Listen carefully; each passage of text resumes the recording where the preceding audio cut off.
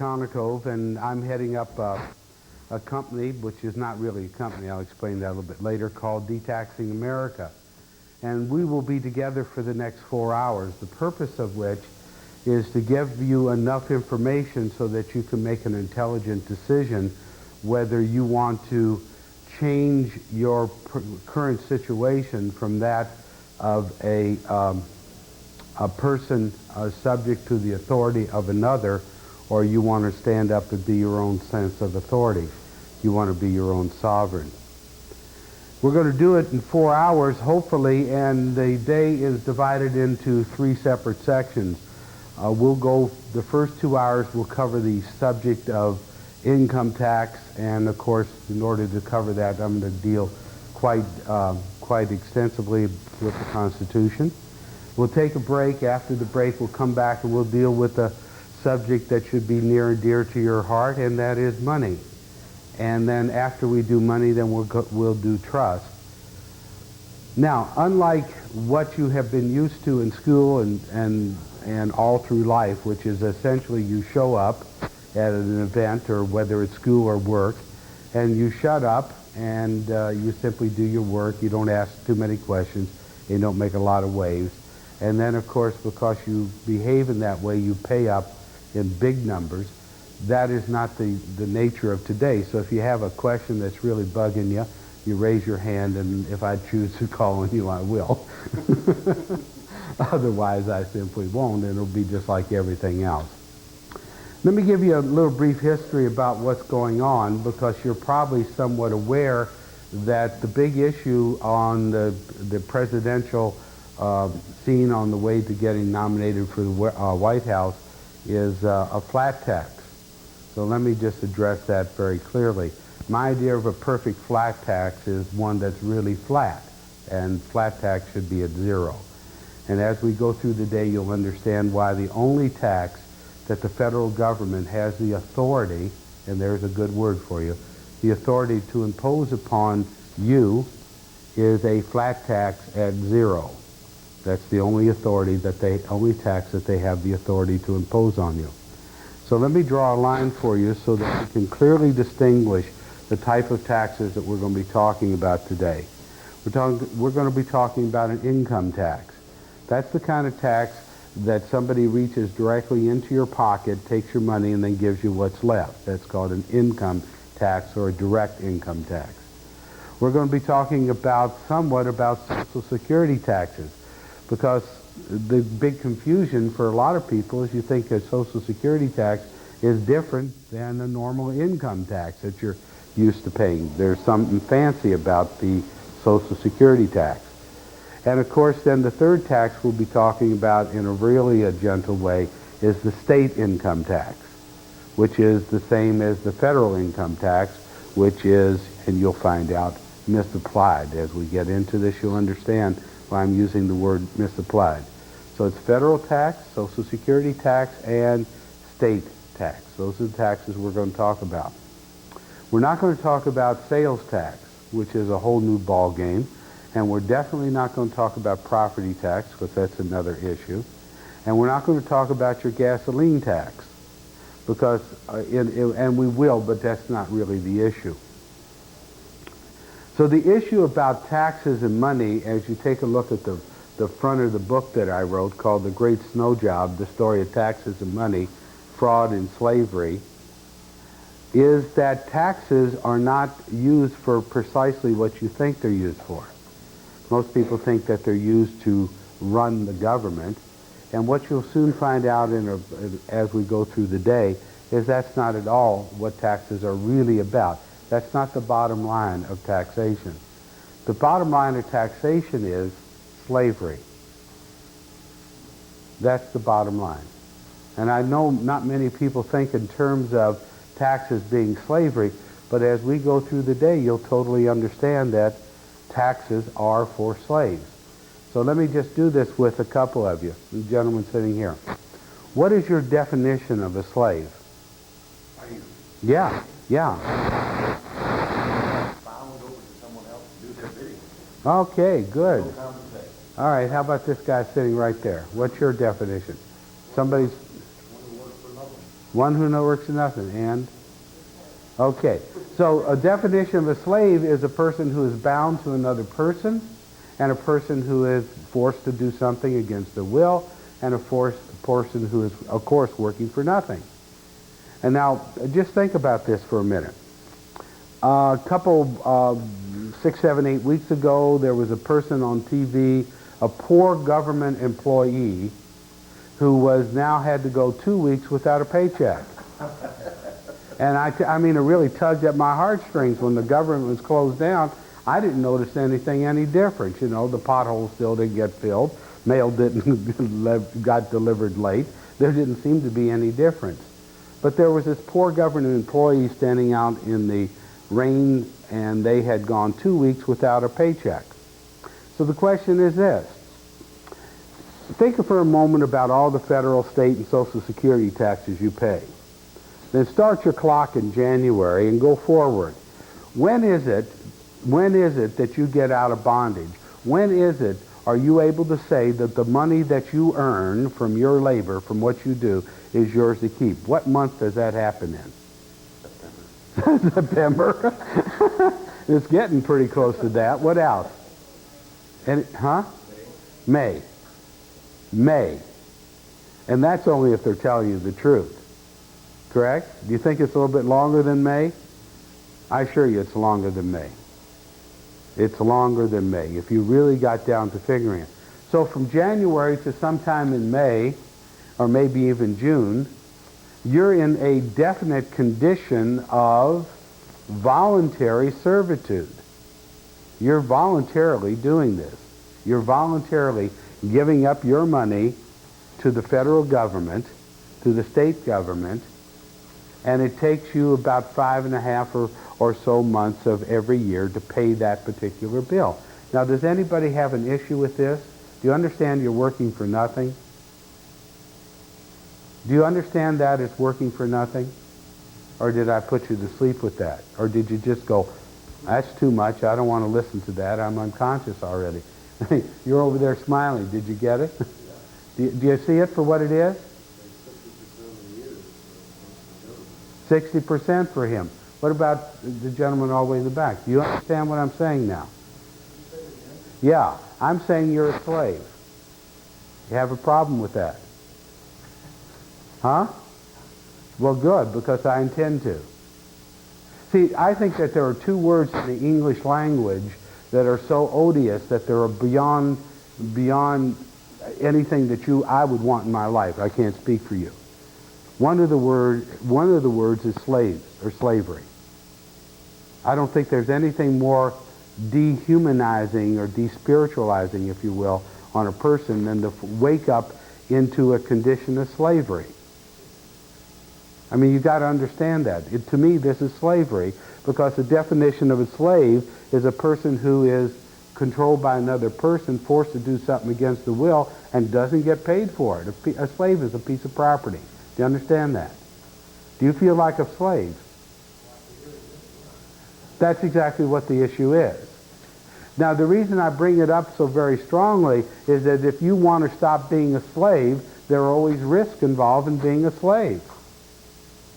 And there's greater risk in sometimes freeing yourself, because people that are in a condition of slavery have only two choices. You either free yourself from slavery or you die a slave. If you don't free yourself, here's what happens.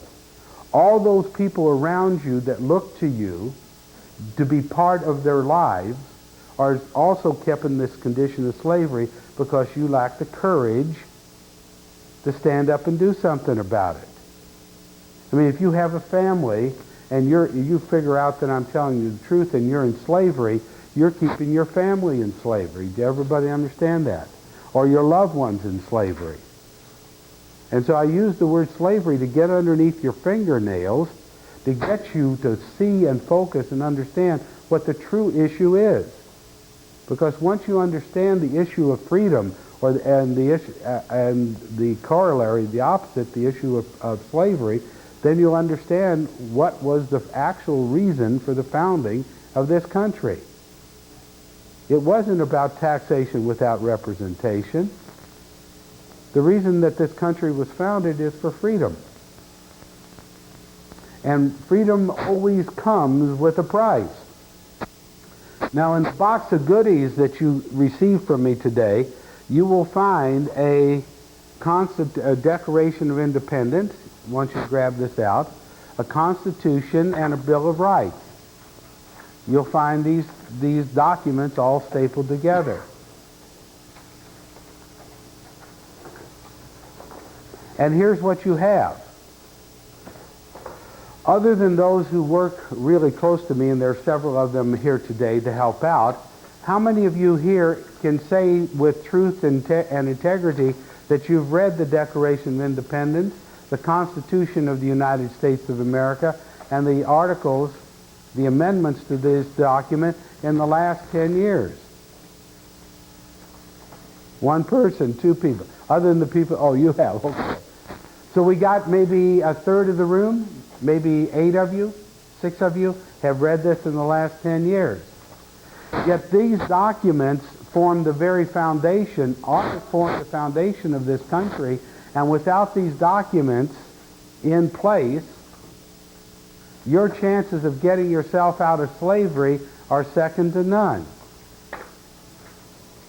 Because these documents, the first document was the Declaration of Independence. If you take a look at that, this document was written by a group of men who had the absolute courage to put their name to it and make it stick. These were people such as yourself and myself that were coming from a condition of slavery, lack of freedom, and were going to become free regardless of the cost. And they knew that there was going to be a big cost to pay in becoming free. They sent a Declaration of Independence 3 times to the King of England to get this guy to acknowledge that they even had the authority, the audacity to stand up and say, we're free people. And when you go back into your history books, and not the ones that you would get in school now, but if you went back into the library and got one of 100 years ago, the history of the founding of this country is entirely different than what you find in the books today. You find something that's really sanitized. But I want to take you back in time. Just imagine with me that it's a couple hundred years ago, 250 years ago, and you're in a colony, one of 13, on a continent called America, and these 13 colonies are all owned lock, stock, and barrel. That means everything in the colonies, everybody there is owned by the King of England. And then they're owned by the King of England because the king is an absolute sovereign. Now we're going to talk about sovereign a little bit later on, but you got to understand that a sovereign at that time, there were only 2 sovereigns in the Western world at that time. One was the Pope, and the second was the King of England. And of course, they had a schism going. The Pope had continental Europe, and the King had England and everything else.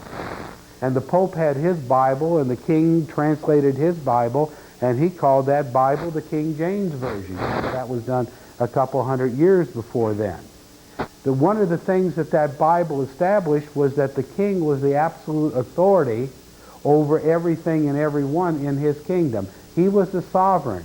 And as a sovereign, there was only called the that information to the only sovereign, i.e. the king, and then the king dispensed that information out to the rest of the peons. And of course that went down from his lords and his ladies and his knights and his sheriffs and all those other kind of titles, all the way down to the peons, and that was the people that were supporting it at the bottom. So the king was the sovereign, and the sovereign had direct communication with the Creator. Everybody got that understanding? There's the Creator, and then there was the king. Then when there was the government, and then there was the people. And that's what we represent. Can you imagine that if you were in that kind of situation, how could you come up to something and write something that would be so incredible as these words? I want you to understand just how incredible these words are. When in the course of human events it becomes necessary for one people. See, we're all one people. Maybe we'll get to that and that understanding on spiritual level a little bit later. To dissolve the political bonds which have connected them with another, and to assume among the powers of earth the separate and equal station to which the laws of nature and nature's God entitled them, a decent respect to the opinion of mankind requires that they should declare the causes which impel them to separate. Now, listen to the words. The causes which impel them to separate. Separating themselves from the King of England. Here is the cause. We hold these truths to be self-evident, that all men are created equal, that they are endowed with certain unalienable rights, and among these rights are life, liberty, and the pursuit of happiness. Now put yourself in the position of the King of England over 200 years ago, and you get a document called the Declaration of Independence from a group of your slaves, serfs, your property, in a country called America, in a continent 3,000 miles away, and these jokers write you a letter and say all men are created equal. What's your first response going to be to that? Anybody want to throw it out? What would your response be? Anybody? Yeah. You guys awake? What would your response be? You're the king. What would you do? Yeah. Get the Swicewater out and kick their butt, right? How dare anybody say, if you're the King of England, that all men are created equal? Obviously that's not true. You're the king. You're the sovereign. You're the person responsible for maintaining the planet until, you got to get this, until the Messiah returns. That's the oath that you've taken. You know, the churches that you've set up, called the Church of England, has set this up, and that's the oath that you take. That's the duality that you have there. And then all of a sudden, you get this thing that says all men are created equal. Have you ever heard an outrageous statement in your life? Can you imagine that people that were slaves were able to create that? All men are created equal. Where in the hell did that ever come from? I mean, how do you come from being a slave to say that you're equal to everyone else and that you are to be treated equally? That's always the question. So he got the document, and no sooner than he got the document that he went a little crazy, and he did what anybody would do in a similar circumstance, said take the fly swatter out and kill the son of a bitches. That's all. I mean, what is this big deal? And so then there was a war for independence. Remember our history book. At the beginning of the war, there were only like 3% of the population of the country wanted to participate. That was about it. I mean, when in the course of human events, you guys are more willing to suffer whilst being able to bear up under suffering than to stand up and say, I ain't going to do that no more. And you're going to come to a moment in time today or tomorrow, one day very soon, where you're going to have to make a decision whether you're going to suffer or you're going to stand up. Whether you're going to have the courage of your convictions or you're just going to look in your mirror and say, I am a coward, I do not have the personal courage or integrity to do this, I'm going to sit on the sidelines and let somebody else carry my baggage. You're going to get to that point. Everyone gets to that point. And if you decide to cross over from being a slave that is cowarding in the corner, and choose to stand up with others like myself, said this thing. The founder of the country did the same thing. They put their name to a document. Read the last sentence before they signed their name. And tell me this, who would have done this? Who here would say, in the last sentence, with a firm reliance on the protection of divine providence, we mutually pledge to each other our lives, our fortunes, and our sacred honor. Who have you ever seen that would sign a document like that, knowing that as soon as they signed it, they became a criminal subject to execution, and their property became subject to confiscation, not only them, but their family? Who here would have signed that document? I don't know if I would have, and I'm standing in front of you. So maybe you will begin to understand that the people who founded this country put it all on the line, and they did it for a very important reason. It was worth it to them. They were not the type of people that could see something that needed to be corrected, that could sense slavery, and would not stand up for freedom, no, regardless of what the cost. You know, Mary Baker Eddy once said, resistance to tyranny is obedience to God. Do you have that in you? Let's find out.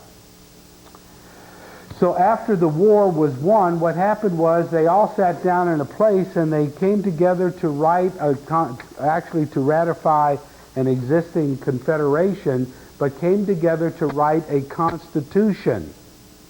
Now this is the very first time in the history of humanity when men had freed themselves from slavery, men and women, excuse me, but if I use one gender it includes both, because men, we all come from the womb of woman. So maybe that's just history, which is his story, which is a mess anyway. So let's take a look at this.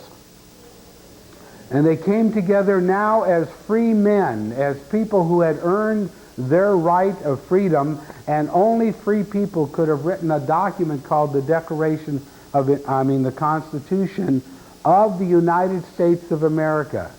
And I want you to see what it says, of the United States of America. Notice how United States of America is printed.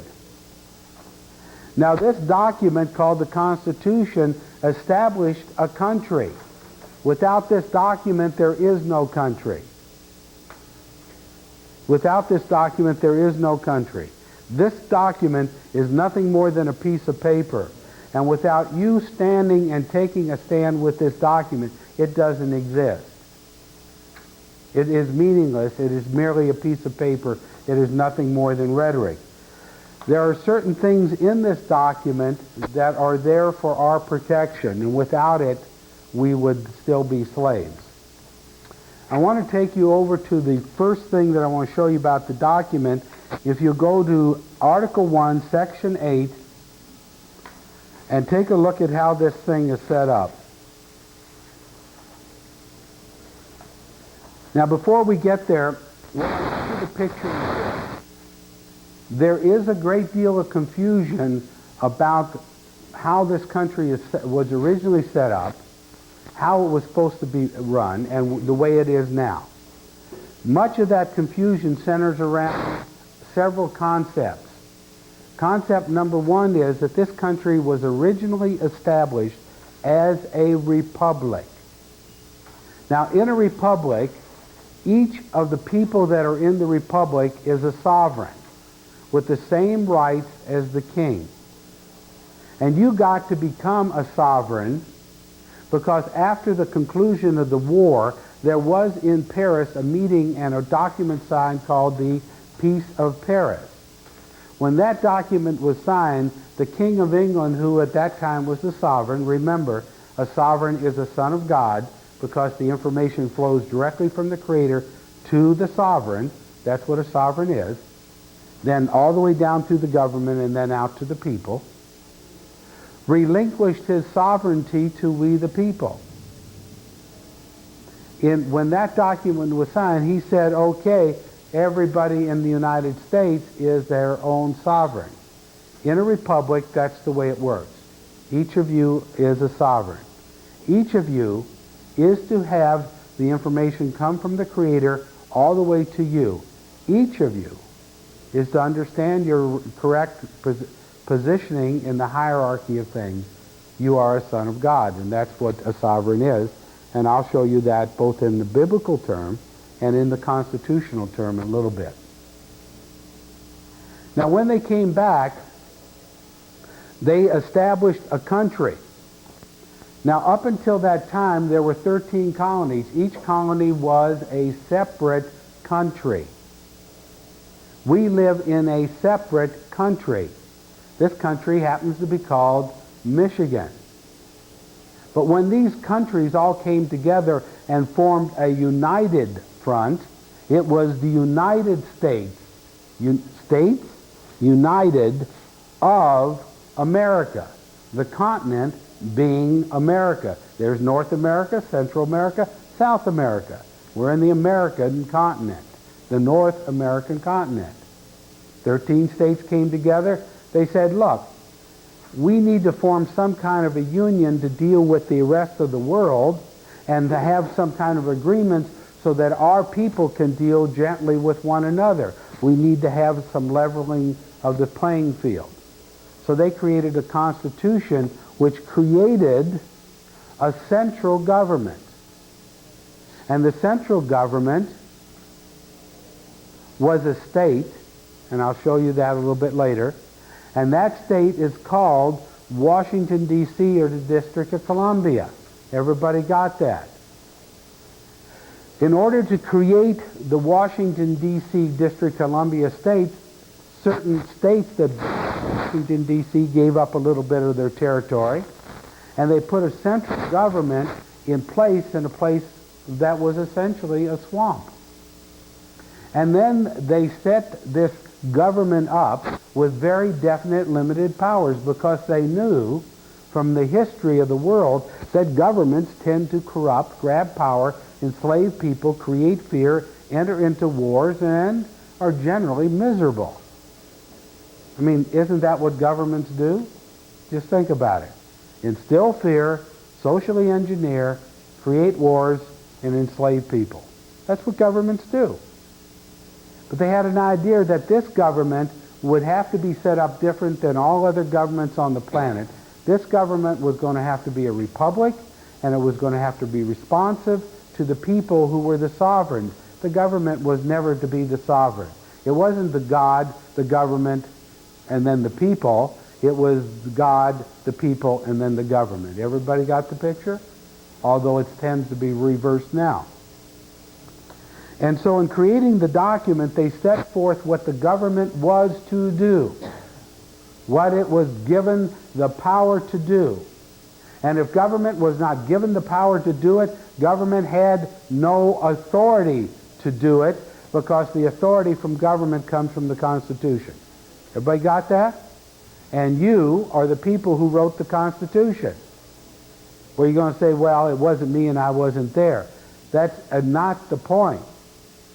The point is that in some mysterious way you were there, and in some mysterious way this is your document. This is your government.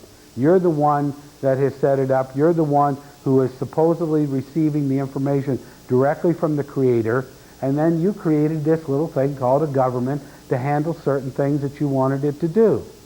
And it says right there in Article 1, Section 8, one of the things that you wanted it to do. And you wanted it to have the ability to lay and collect taxes on duties, imposts, and exposts.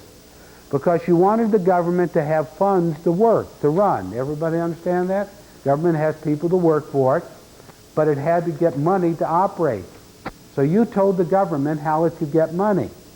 Duties, imposts, exposts, excise taxes. Take a look. Article 1, Section 8. It's right in front of you. Now, you put a condition on that.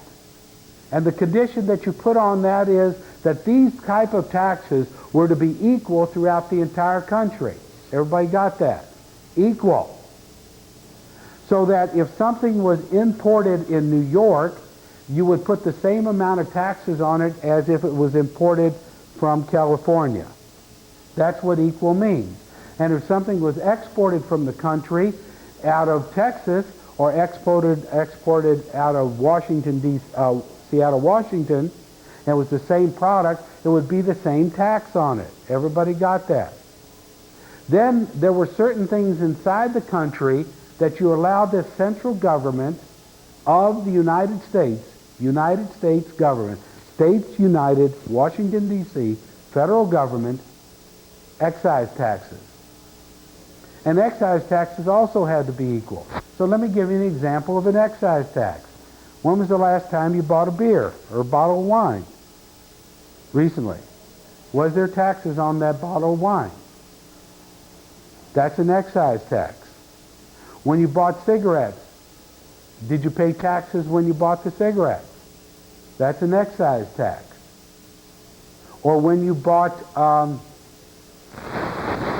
gasoline. When you bought gasoline, that's an excise tax. You understand that? Good. So an excise tax, when you understand this, is placed upon the creation or the product at the moment of manufacturing. This is important to get. There's only a few words you got to understand. You got to understand the difference between a republic and a democracy, because in a democracy, mobs rule, governments manipulate. In a republic, you're all sovereign sons of God. And you got to understand the difference between a direct tax and an indirect tax. Because an indirect tax is an impost, ex post, or excise tax. Everybody got that? So maybe we ought to do it like we had to do it in school. An excise tax is laid upon the happening of the event. For an example, the distilling of the alcohol, they place the tax. So the tax moves from the manufacturer to the wholesaler, to the retailer, and to you. When you buy it, you pay the tax. Everybody got that? The thing about an excise tax is this. If you don't want to pay it, the way you get out of not paying it is don't buy the product. You see, there is that option there of what we're going to call free will. Everybody clear on that? Now, the condition of all excise taxes is that they must be equal throughout the country. The same. Everybody with that? The other classification of taxes, if you turn the page over and you'll see that arrow, it says a direct tax. And when it came to direct tax, the very first word it has is no. It says no capitation or other direct taxes shall be laid. Now let's stop there for a minute. I had to go look up the word capitation. I didn't understand it. Because a capitation is a head tax. And what it says about all direct taxes in the Constitution, it uses one word, which is no. So is it the N you don't understand, or is it the O you don't understand? It says no. So if I ask you what kind of taxes are imposed on your wages, and you're going to get that in a minute, you're going to understand it's a direct income tax, and the reason that it is and how they've done it. You're going to understand the answer to imposing that from the federal or state level is no. So you don't have to think about it much beyond that. But let's understand why capitation tax is definitely a no. Let's say the government says that everybody in the system has to pay $100 tax every year. Everybody has to pay tax. If you remember the Declaration of Independence, it says all men are created equal. Is that an equal tax? Anybody? Yeah. Is that equal? Let me show you how grossly unequal that is. And the reason it says no to this kind of taxes. Let's use these three guys in a row. Let's say you earn $10 an hour, you earn $50 an hour, and you earn $100 an hour. If you had to work to pay $100 tax, head tax, how many hours would you have to work? 1 hour. How many hours you got to work? 2. And you? 10. So tell me how fair and equal this is. You everybody got that? This is not fair, and this is not equal. How about a percentage then? Can't do it. Because it comes down to the amount of time that you have. The amount of time. And what we all have is the same amount of time each and every day. Remember, in a republic, each person is a sovereign, is a son of God in a republic, information, and you're to be treated equally. And obviously, this isn't equal.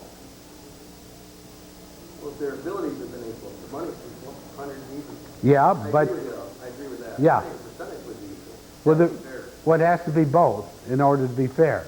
Because what happens here is that this man is in a condition of bondage or servitude for 9 hours longer than this man, and less than this man. You can see that?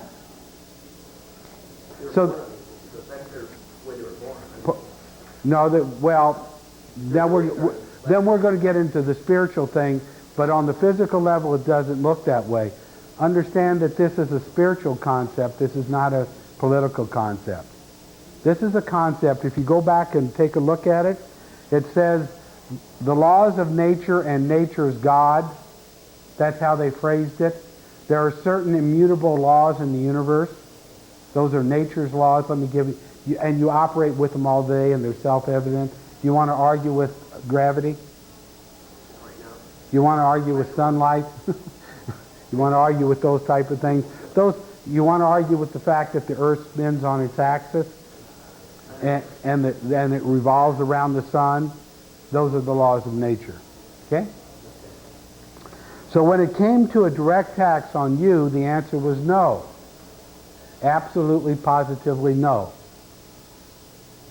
Except in proportion to the census heretofore directed to be taken. Now here's what happened. The founders of the country recognized that there may be times when the central government, because of some emergency, is going to have to raise more revenue and have to raise it very quickly. And the only place it can get that revenue is from the people.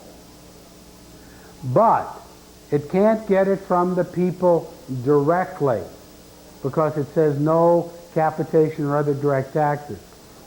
The way it was set up is that the federal government would figure out how much money it needed. It would divide that money up among the population of the country based on the census heretofore directed to be taken. Every 10 years there is a census. So we know how much of the population of the country is in Michigan or how much of it's in California. Now after the the census is taken, for an example, Michigan has about 5% of the population of the country. So if the federal government decided it needed $100, for an example, and Michigan had 5% of the population, it would have to go from the central government to the sovereign state government of Michigan, and the Michigan government would have to go out amongst the people to collect the tax. That's how it was set up. It was only attempted one time, and that was when Abraham Lincoln was moving ahead on the Civil War and needed money, and he decided to follow what the Constitution said about raising additional funds. If you study the country's history, you'll find out the answer was it didn't work. And it didn't work purposely.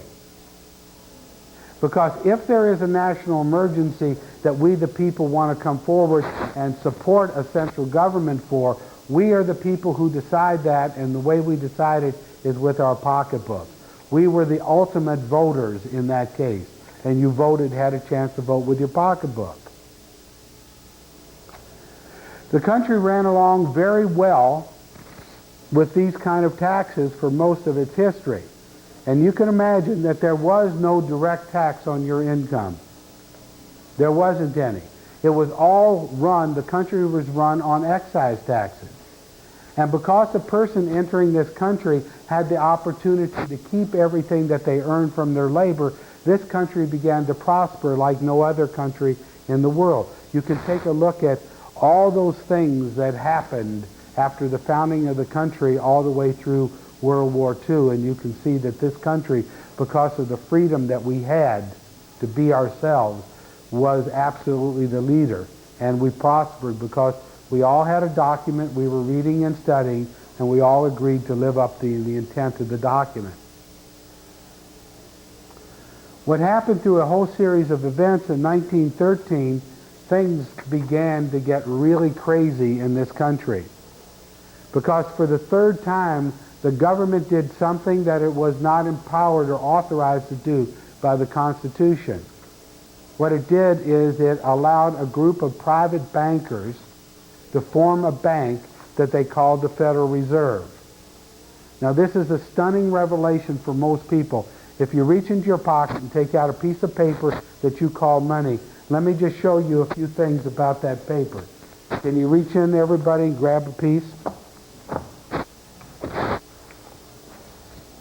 I was looking for a book, The Great Snow Job. Let me have one right here, if you would. You got it underneath you. So take a look at the top of the bill, and you can see it says it's a Federal Reserve note. And in the book, The Great Snow Job, you will find a court case called Lewis versus the United States. And I put this court case in here so that you would be able to read it and understand it, because this is stunning to most people. If you read on page 163 of The Great Snow Job, it says, under number 2, Federal Reserve banks are not federal instrumentalities for the purpose of Federal Tort Claims Act, but are independent, privately owned, locally controlled corporations. The Federal Reserve is a privately owned and operated for-profit bank. Whoops, I dropped it. Now I have shown this to people all the way up to teaching on the college level. I have a client who teaches on the college level economics at the University of Cairo, and when his wife, who was going through a detaxing program, notified her husband of this, he said that's a lie. The Federal Reserve is part of the federal government. And she faxed him the information on the court case, and he said, oh my God, that's the problem. That's the problem.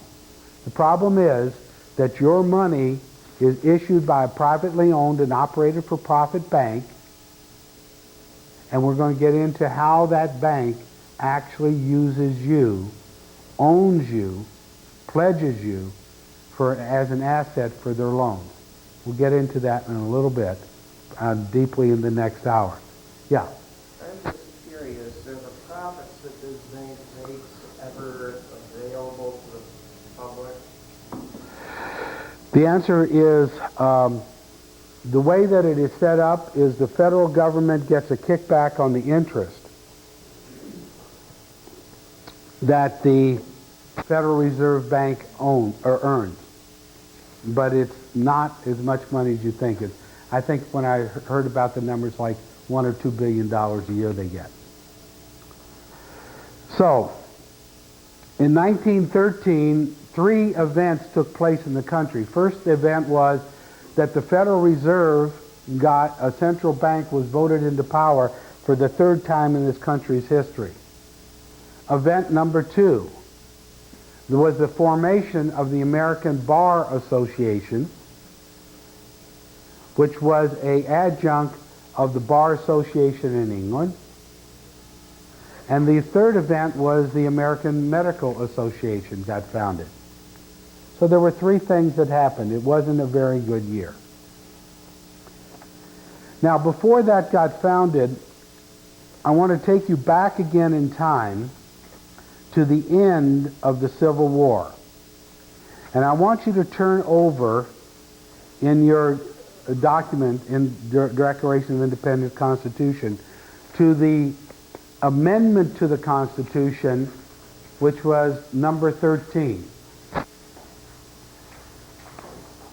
I'm sorry, the 3rd event was the passing of the 16th Amendment.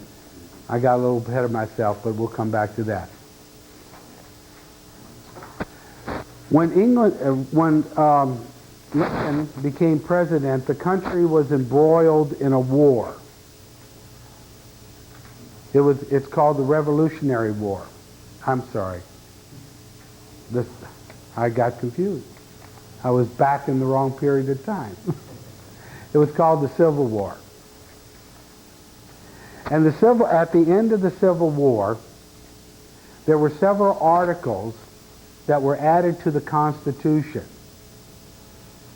One article that was added to the Constitution is the 13th Amendment.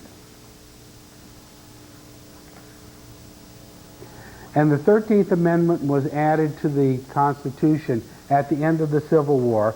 And I want you to read this with me, and I'd like everybody just to read it out loud.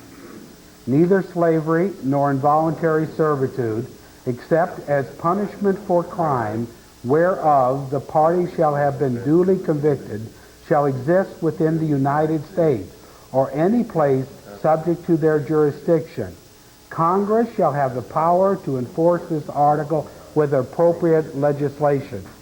Now, one of the things I asked you when we began is, what is your definition of slavery?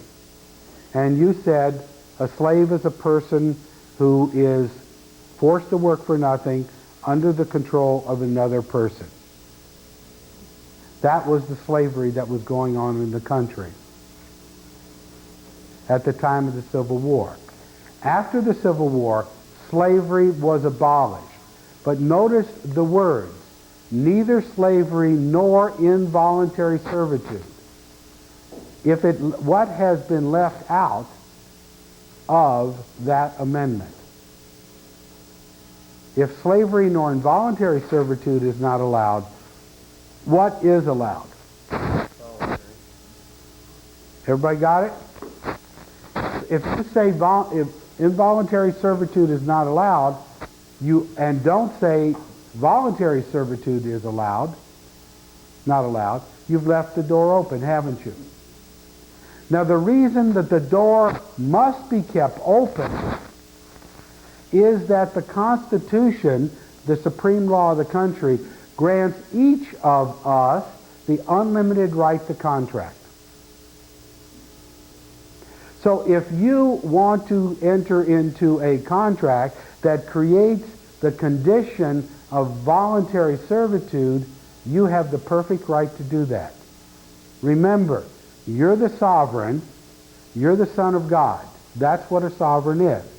If you want to enter into a contract that creates the condition of slavery, you have that authority, don't you?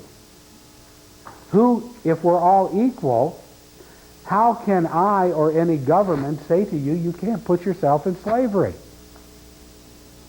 I don't have any authority over you to prohibit that. Okay? If you want to do it, you do it voluntarily. So that's what it leaves open. Now I wanted to take you to the 16th Amendment and catch up on myself and watch my tongue waggle in the right way. In 1913, the 16th Amendment was put into position. Now I'm going to use those words because when you begin to study what the history of the country and you look at it from people such as myself who have written on the issue, you will understand that the 16th Amendment was never properly ratified. It was never properly ratified. As a matter of fact, on the back table, there are 2 volumes called The Law That Never Was, written by a man by the name of Bill Benson, wherein his documentation absolutely proves that the 16th Amendment to the Constitution was never properly ratified. And I'm not going to dwell on that issue because in a moment you will understand that when you understand the 16th Amendment, the issue is not whether it's ratified or not. The issue is, do you understand it? And the courts have continually said that it doesn't matter what the 16th Amendment says. Leading up to the 16th Amendment, there's one part of history I want to put in play for you. And that was that there was a time when there were no corporations in the public sector, no businesses operating as corporations in the public sector. We're quite used to corporations today. We have a list of the 500 biggest ones, and corporations are a pretty standard way of doing business. But there was a time when they were not a standard way of doing business in this country. And the federal government wanted to have a way of taxing these particular entities because they, more than any other form of business, were doing business across state lines. You got to go back. If you go back less than 100 years ago, you'll figure out that transporting yourself 30 miles was a 2-day event. And so to have a company that would actually be able to cross state lines and do business across state lines was a rarity. And the federal government wanted to have a way of getting additional revenue. Governments always want additional revenue. So one of the ways that they decided to do it is they came up with this thing called the 16th Amendment, and the 16th Amendment was designed to tax income. And income at that time was an accounting term, and it still is today. Income was an accounting term. And what it meant was that this entity called a corporation that was given the power of life by the federal government, because when you take something and you write it on a piece of paper and you say this is a corporation, you send it off to the Secretary of State and he looks at it and says, yeah, stamps it, sends it back to you, and you're able to operate a corporation. That corporation is an artificial being. It's also called a person. And it's given life by the government. And the key here is that whatever the government creates, the government can tax. And the federal government wanted a way to tax these entities across state lines. So they wrote this amendment, and they also wanted to, there was another faction at play in the country at that time, and those were people who wanted to gain total economic control of the country. Those people were the bankers. So this amendment was written and put into play, but in a moment you're going to become absolutely aware of how flawed it is. And you've got to understand that if it is flawed, it has been done purposely. There is a reason why it is flawed. So take a look at the amendment. The amendment says, Congress shall have the power to delay and collect taxes on income from whatever source derived, without apportionment among the several states, and without regard to any census or enumeration. Well, let's take a look at this. Take a look at the 15th Amendment and the 17th Amendment, and tell me what is missing from the 16th Amendment that you see easily in the 15th and the 17th.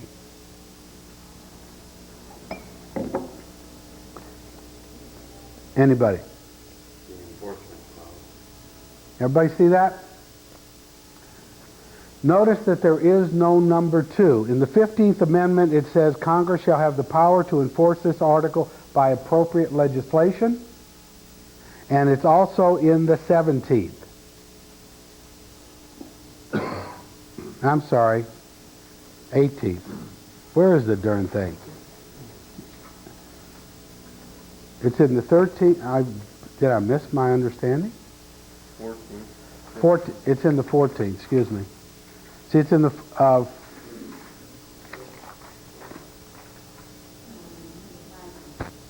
see it? They're going to say, well, this guy can't keep his tongue straight. That's all right. Everybody see that? That the 16th Amendment does not have what they call an enforcing clause. It doesn't authorize Congress to pass any laws to enforce this particular amendment to the Constitution. Now, if it doesn't have any enabling clause to enforce it, you can only make one assumption, and that is that it didn't change anything in the Constitution.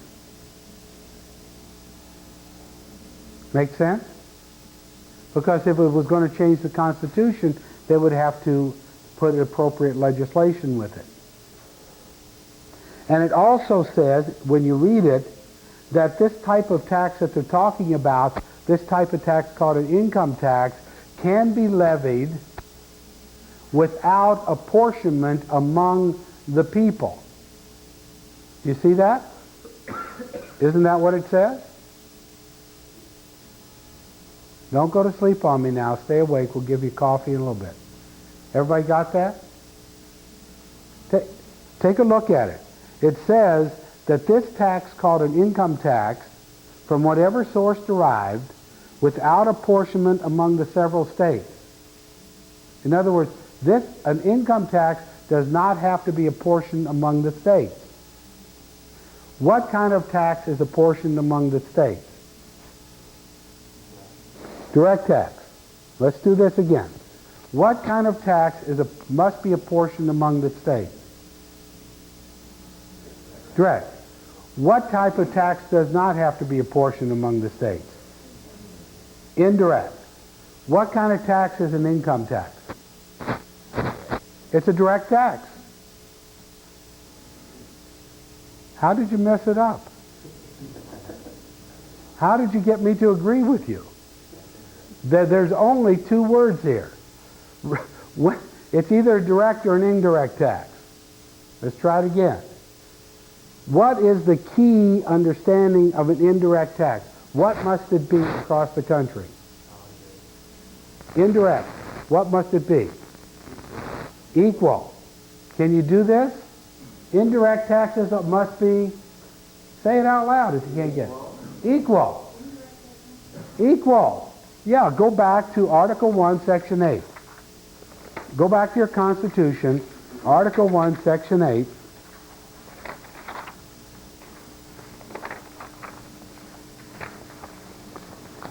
And read it again. It says, to lay and collect taxes, duties, imposts, and excises. All duties, imposts, excises shall be uniform throughout the United States. So excise taxes must be what? Uniform or equal, right? Direct taxes, when the Constitution talks about direct taxes, it says one word. It says what? The reason is that they can never be equal. Remember, this guy works for 10 an hour, he works for 50, he works for 100. It can't ever be equal.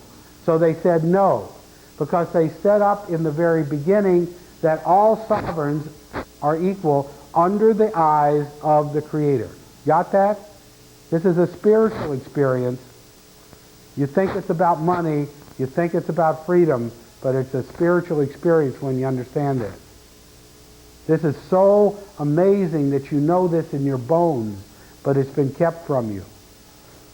We'll get to that. So go back to the 16th Amendment. Let's take another look at it. And let's understand this thing once and for all. It says that an income tax does not have to be apportioned among the states. What kind of tax has to be apportioned? What kind of tax? A direct tax. So if this tax doesn't have to be apportioned, what kind of tax is it? It's an indirect tax. Everybody got that? This has been like twisted into becoming a direct tax. Right. This is Animal Farm and 1984. This is a word art. This is where you get hooked when you talk to the people at the IRS. They don't know on the lower levels, but when we get into the IRS code, there is no mistake in here. There is no mistake. It is done very cleverly, and all the issues that I'm bringing up now are all kept clear through the thousands of pages in that document, those codes. It is absolutely, there is absolutely no mistake in it. And if you don't get the basics, if you don't get the foundation, you'll miss it. So that's why it's important to tell you what kind of tax is an income tax. It is an indirect tax.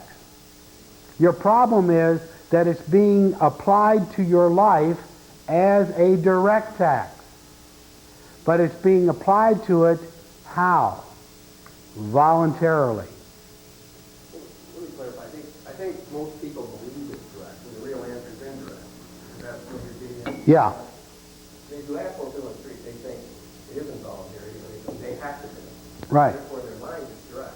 Mm-hmm. Your basic point is, don't confuse that. This says it's indirect. Right. Okay. Now, let me give you an example that all of you deal with that you'll understand this. An indirect tax.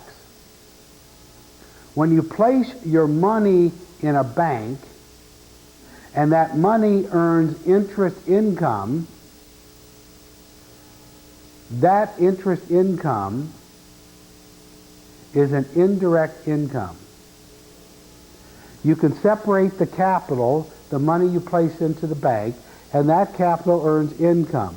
So you can separate the capital from the growth. Everybody with me? That income is called interest income. Agreed? Can you see that if you have a corporation, at the end of the year, your corporation has a capital base, if you know your accounting. And at the end of the year, it has had gross income come in, it separates all the expenses out, and it comes all the way down to a term called net income. Everybody got that? So that the government can measure the amount of growth or income very easily. You can separate the income from the capital. You got that?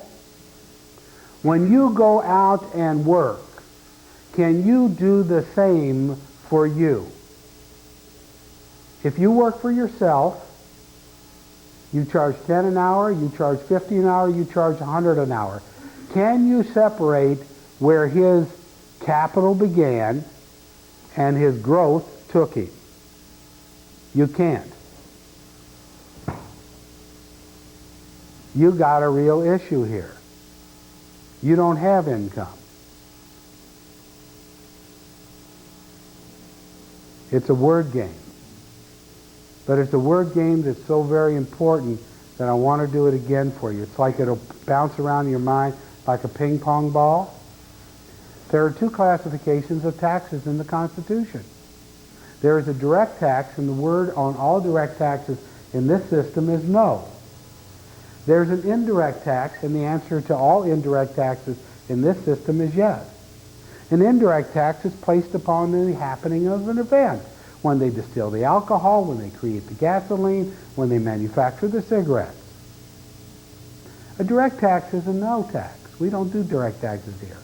Direct taxes are categorically unfair, violates the very principle upon which the country was founded. If you earn $100 an hour, that's yours to keep. You earn 50, yours to keep. You earn 10, that's yours to keep. What you earn in this system is yours to keep. That's the way it was set up. But they also put in the 13th Amendment at the end of the Civil War that said neither slavery nor involuntary servitude is allowed, allowing voluntary, because as spiritual beings you have the right to place yourself in any condition that you damn well choose. That's what you have the right to do.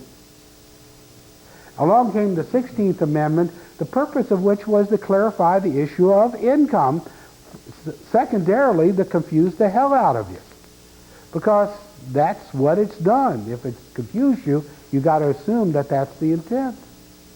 But there was a whole level of businesses that weren't around or weren't very important at one time, and those were corporations. And corporations became a creation of government. Government gave it life. Government could tax it. Bottom line, that's it. What the government creates, the government owns. Everybody got that? So if they owned it, they created it, they could tax it. They needed a way to do that. They said, well, we have an accounting term. We know how much capital was in the corporation at the end of the year. We know what the growth was. We can measure the growth. We'll tax the growth. That sounds fair. It's an artificial being that we gave life to. We can do that. But along came some other people. Says we can use this to our advantage. But if you take a look at the amendments, you see it didn't change the Constitution. In order to change the Constitution, it has to have something that gives it the authority to change the Constitution. And they couldn't change the Constitution because at the very foundation of the creation of the country is the issue of freedom. Even though the Founding Fathers had slaves. They knew that this country had to grow through that. It was something that the world was involved in, and they left it to future generations to become free, claim their freedom, and actually become who and what they are. That task has fallen to us, and our time to do it is now. You got to get the basic understanding. The basic understanding is that what you earn from the fruits of your labor is yours to keep, and I know that's outrageous because the alternative is unthinkable. The alternative is what you earn belongs to somebody else, and that condition is slavery. Is that very simple? Everybody got that? Now, do you understand why if I say you're a slave, that's who you are? And you should take great offense at that. It should not be something that you should feel good about on the inside. It should be something that would make you so raving mad that you know you'd like to go outside and shake anybody over it. But the reality is that there's nobody to blame. You put yourself in slavery. You don't agree with it. Everyone agrees. When I became a pastor. Uh-huh. What do you envision the world of the United States to be like? Would be a big change, small change? Big change. Has to be done big. Has to be the quick, easy, fast cut. And I will cover that in great depth when we get into money. Because here's the issue for me. Taxes are a symptom. The problem is the money, and the solution is back to the Constitution. Turn right and go right back to this document. And in order to do that, you have to do it very quickly, because there has to be a period of time when people will experience the greatest amount of freedom in their life. And at that moment in time, when you experience that freedom, then you will experience your sovereignty. And I'll get into that because it's a spiritual issue. So, the question then becomes, how does a free person, and I think there are 15 of these, everybody, did we hand these out? Okay, if you've got one and there's somebody sitting next to you who's got one and you need to pass it on.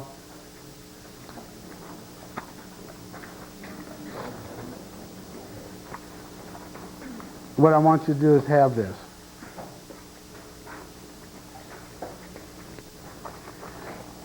Now the question is, how does a free person become a slave? How does a free person in this system become a slave? And let me tell you how it happens. You became a slave at the very moment that you gave up your sovereignty and became property of the federal government. And you did that voluntarily, or your parents voluntarily agreed to do it for you, when you got a Social Security number. Do you remember when you got a Social Security number? I can remember I was about 14 years old. I was going to work in a Dairy Queen, and I was really excited. It's my first full-time job. In order to get the job, I went down and got a Social Security number. You know, my parents took me, and I had this Social Security number I gave my employer. When you got your Social Security number, here's what happened. You said, you checked a box on the application for the Social Security number that said you were a U period S period citizen.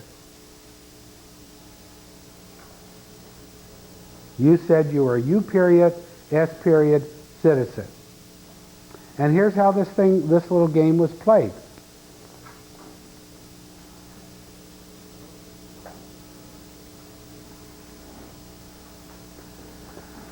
There was a time when you created the Constitution of the United States.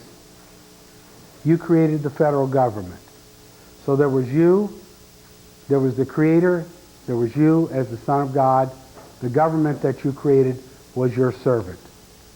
Remember, you've heard the term often, public servants, because that's exactly who they were.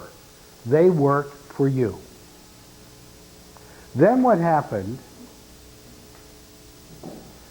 is that your creation recreated you. Your creation, the federal government, which is your creation, created a new level of person, and that person became a citizen.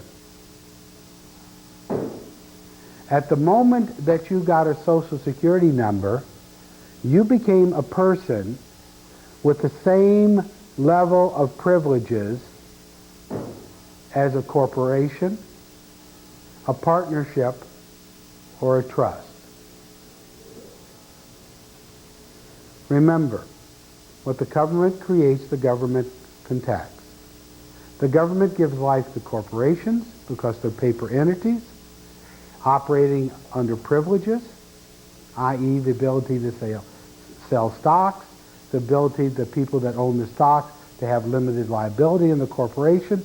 There's a privilege involved in operating as a corporation. As a partnership, two or more people coming together, or as a trust. These were all creations of the government. And so is a citizen. A citizen is a creation of the government. It's an artificial person. And when you got your Social Security number and you checked the little box that said, are you a U.S. citizen? U period, S period, citizen. You became a person, you became an individual with the same level of privileges as a corporation, a partnership, or a trust. You placed yourself under the control of your own creation. That's what you did. And you were given a number, because at that moment you ceased to be sovereign. You gave up your rights. You became an employee of the federal government. And you were given a number, and that number is used to track you to this day. Now, once I got my Social Security number, I was really excited about having it. I thought that was something that I needed to do to go to work. But if you remember the Declaration of Independence, it says all men are created equal and endowed with certain unalienable rights. Among these are life, liberty, and the pursuit of happiness. So what is the pursuit of happiness if not your right to work? Now the rule is that if it's established as a right, rights come from God. Privileges come from a government. You, as the creators of the country, had the right from your creator to establish any form of agreements amongst yourselves that you wanted. Your agreement was you created a country. The country had a central government. The central government created a classification called citizen, and you voluntarily agreed to be a citizen. Now you could say my parents did it to me, or got my Social Security number. That doesn't go anywhere. That doesn't make you right or wrong. That just confuses the issue. So I gave my Social Security number very excitedly to the person I was working for. I was really excited about that. And then what happened was, at the end of the year, I got a form in the mail called the U.S. Individual Income Tax Return. And I had to fill it out. Well, I didn't earn much money, so all the money that got sent to the government from my taxes, I got back.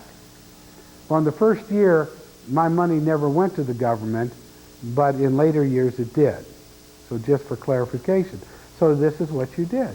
You went and got a Social Security number, and then that made you a piece of property of the federal government. You went to work, and your employer, he didn't know any better than you did. He handed you a bunch of papers, and you filled out these papers, and those papers were for federal government employees. And let's take a look at the paper that you filled out. It's wonderful. Turn to The Great Snow Job, this little booklet that you have here, and turn to page 13. And here is the typical W-4 that you filled out. And if you take a look at it, you can see that there's a little finger pointing there. And if the print isn't too little for you, it says exempt from withholding. It says exempt from withholding. And then it takes you all the way down to lucky 7, and it says there are two conditions and upon which you are to be exempt from withholding. The first is that last year you had a right to refund of all the income tax you paid in. So now everybody here, based upon what we've gone over already and your understanding of the Constitution, did you make a mistake last year and say that you had income? Did you make a mistake last year in saying that you were a federal government employee? Did you make a mistake, and are you responsible for this mistake of placing yourself in slavery?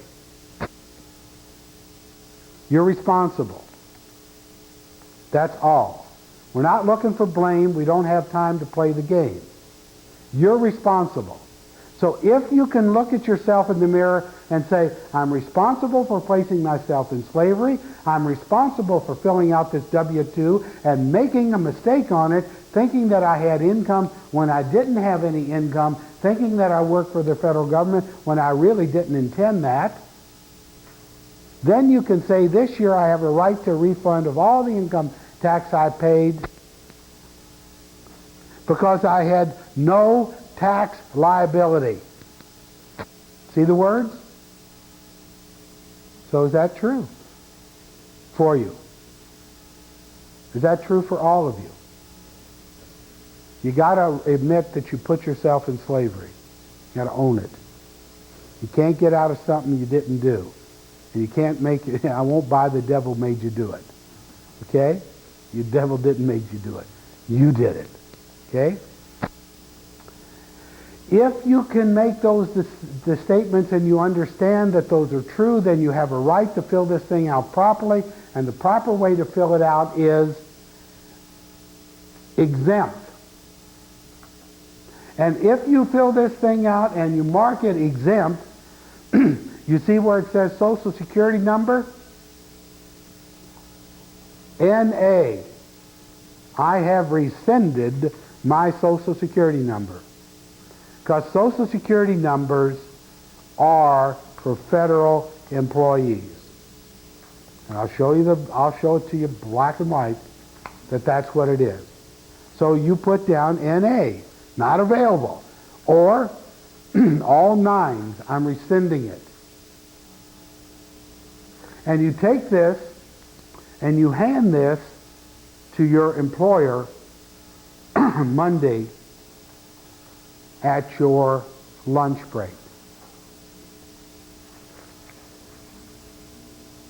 Because Monday, before lunch break, I'm going to have you do one thing. I'm going to ask you to call the IRS Monday morning and ask the IRS one question. What law makes me liable to file an income tax return? You see down there it says you have no tax liability. So you're going to call the IRS Monday and ask them what law makes you liable to file. Their phone number is 1-800-829-1040. And when you get on the person on the other end of the phone, if you do it well, they will give you one of three answers. The IRS will tell you the reason that you're liable to file an income tax return is A, the 16th Amendment. The IRS will say, our authority to tax you comes from the 16th Amendment. And you're going to say, yeah, that's exactly right. The 16th Amendment does give the government to lay and collect an income tax without apportionment. Do you have any income? No.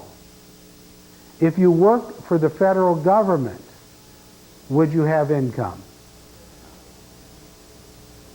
Yeah. If you work for the federal government, you have income.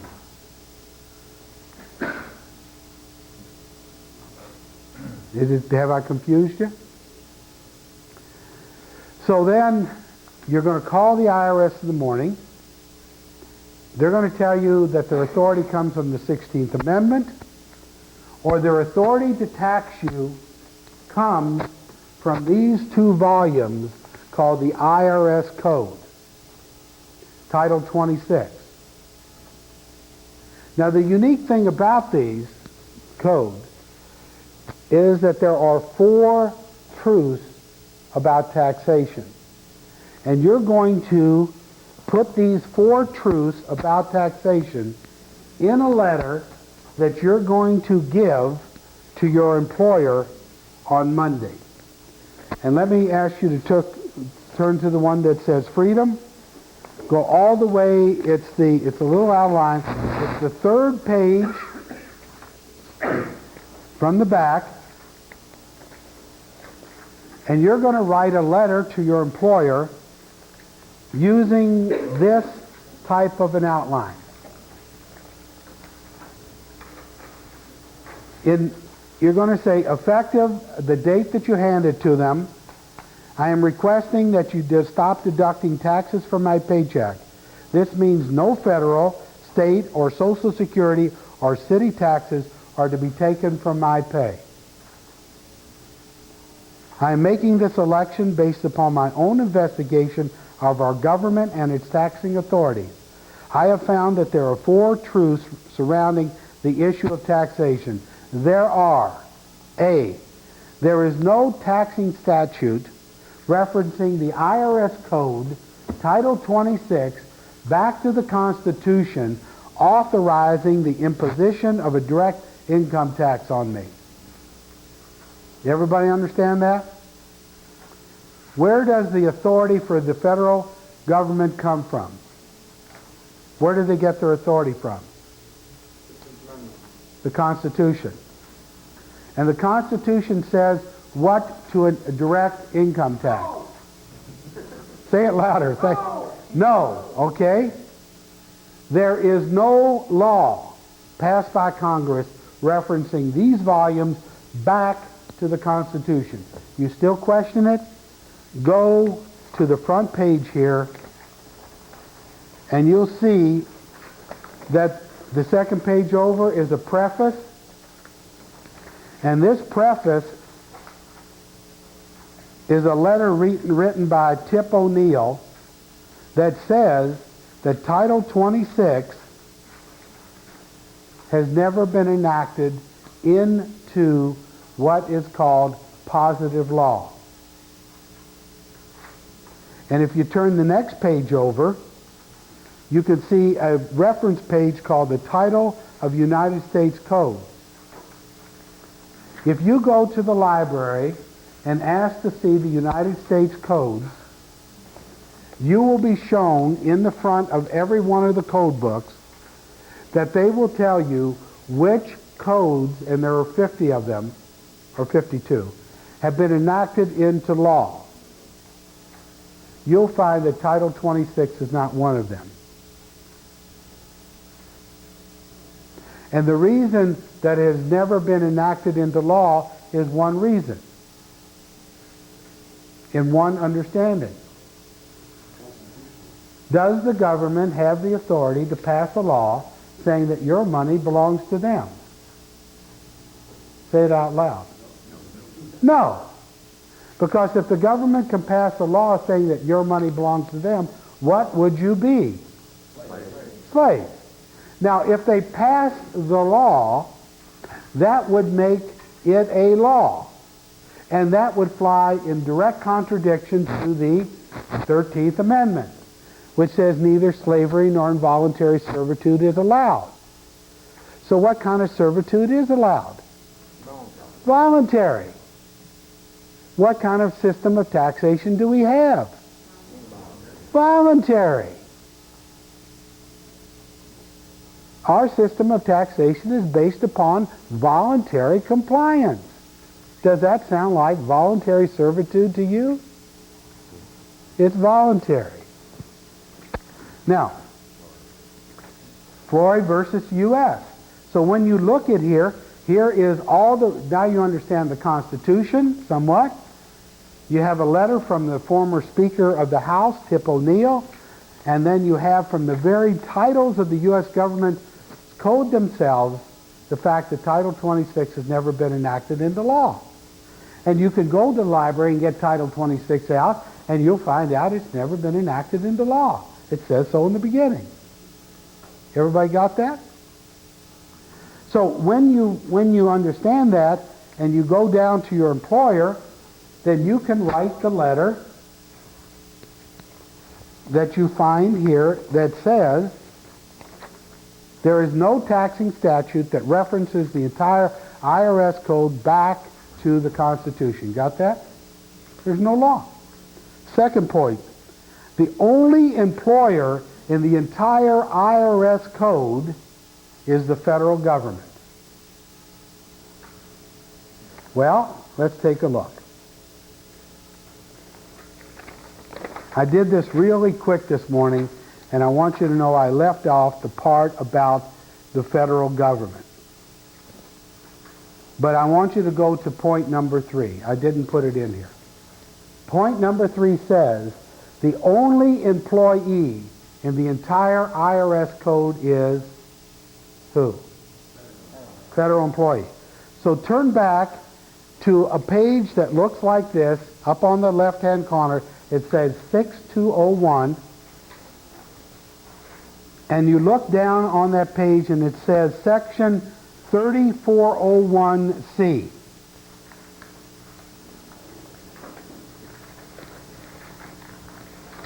Promise next time I won't be so quick. 3401. It's forward, right there. You got it? How many have you found it?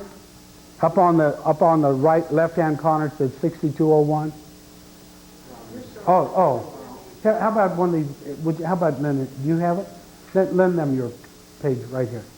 You two can look together if you want. If you're not seeing this with somebody, get close to somebody. 3401C under definitions. Employee. For the purposes of this chapter, the term employee includes officer, employee, or elected official of the United States, a state, or any political subdivision thereof, or the District of Columbia, or any agency or instrumentality of any one or more of the foregoing. The term employee also includes an officer of a corporation. That is the definition of an employee in the federal Title 26. Everybody find it? 3401C. Now you can tell all federal employees because they have a federal employee ID number, which is called a Social Security number. And they're all servants, so they are of a lower class than the people who created the government. They're called public servants. So an employee of the federal government is a citizen subject to the jurisdiction of the federal United States government. That's the only definition of employee in the code. Then your fourth statement that you're making to your employer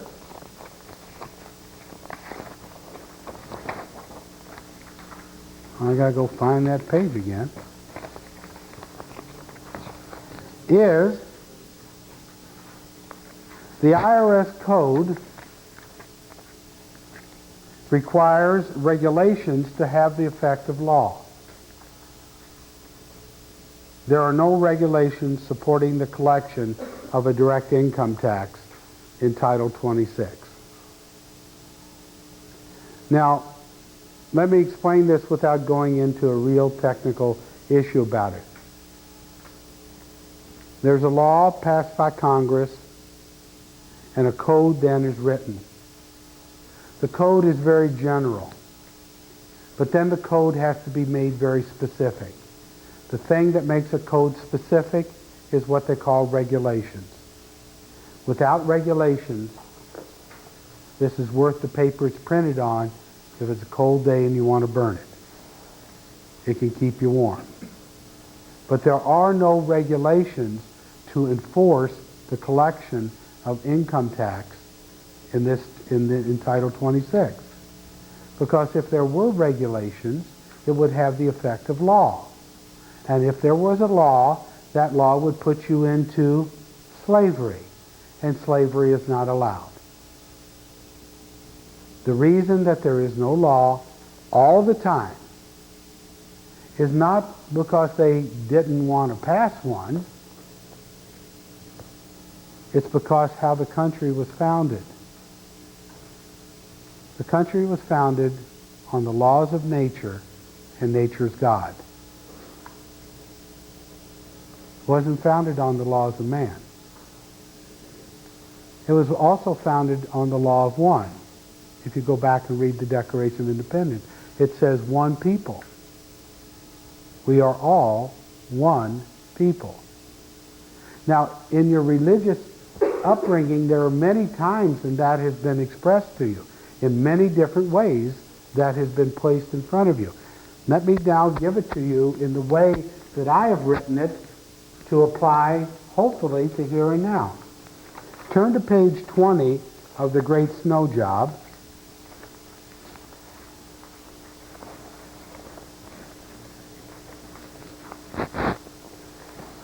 And you'll see it says a statement of individual sovereignty. And what I'm asking each of you to do is to stand up for your truth.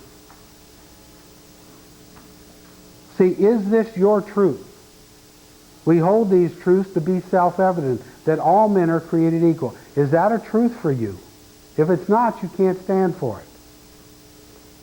But if you can take it out of the physical and move it to the spiritual, can that be true? In the next line, you're a living soul in human form. And there's your biblical reference. The Lord God formed man from the dust of the ground and breathed into his nostrils the breath of life, and man became a living soul. That's what it says in the Bible. Can you stand for that truth? Is that true for you? I say to you, don't have a soul, you are a soul. Some people will say, you know, I'm out to save a soul, but never really get back to what a soul is. You're a living soul in human form, endowed by your Creator with certain unalienable rights. See, they come from the Creator, certain unalienable rights. Among these are life, liberty, and the pursuit of happiness. They come with the body. And then, you're your own sovereign being. You're not a piece of property to be owned and controlled and used as collateral. I say you are God's. All of you are sons of the Most High. Psalm 82. If you want it back, within each and every one of us is the same source, a source of unlimited potential. Now, the reason I use that in that way is that you just may be one of the millions of people who happen to buy a hypnosis tape from a company called Potentials Unlimited. A company my wife and I started in 1976. And we sold literally millions of tapes. We had a very large company on Broadmoor. Very large. And I have written and recorded over 200 hypnosis tapes. And what I did was, I named the company Potentials Unlimited. And when you read the introduction to the tapes, it's very clear. It says within each and every one of us is the same source, a source of unlimited potential. That's what it was about. Can you stand for that truth? Is that true for you? As a soul, you're a child of the universe, and at all times you have been and you are one with the Creator. Can you say, I am in my Father, and you in me, and I am in you? I picked that purposely. See, you can say no. You have an unlimited right to contract. You have a right to create your life any way you want. Can you say that as a truth for you? can you say that one of the reasons, if you're looking for a reason to be here, and people run around and say, what's the purpose of life? Can you say that maybe the purpose that you're here to do is to wake up and end slavery? Can you say to help liberate this planet from the fear-based control of those who would stop the very evolution of the universe itself? Can you say that you have that as a mission? Is that a truth for you? Do you understand that you're kept in bondage by your fear? By your belief system? That before you probably have heard of it, you actually believe there are two things for certain in life. One is death and the other is taxes. And I'm standing in front of you and say, well, there's something wrong here, folks. Taxes are voluntary. I don't file. I don't pay. Haven't since 1990. I figured it out and walked out. So obviously it's not true. About the issue of death, well, I got some good news for you about that too. Those are belief systems. See, you believe that, and therefore you act accordingly, and you get in a very comfortable place, and you can't get yourself out because it's comfortable there, and you'd rather not look at the issue. And then I wrote, there's never been a more critical time to act. You're the best of the best. Stand up and do something now. Well, let me tell you how crucial things are. This morning I woke up at about 5 o'clock, and every time I woke up at 5 o'clock, I know there's something on TV that I got to go watch. Well, that's when, it's quiet and you can watch TV. So I'm watching TV this morning. You know what's going on?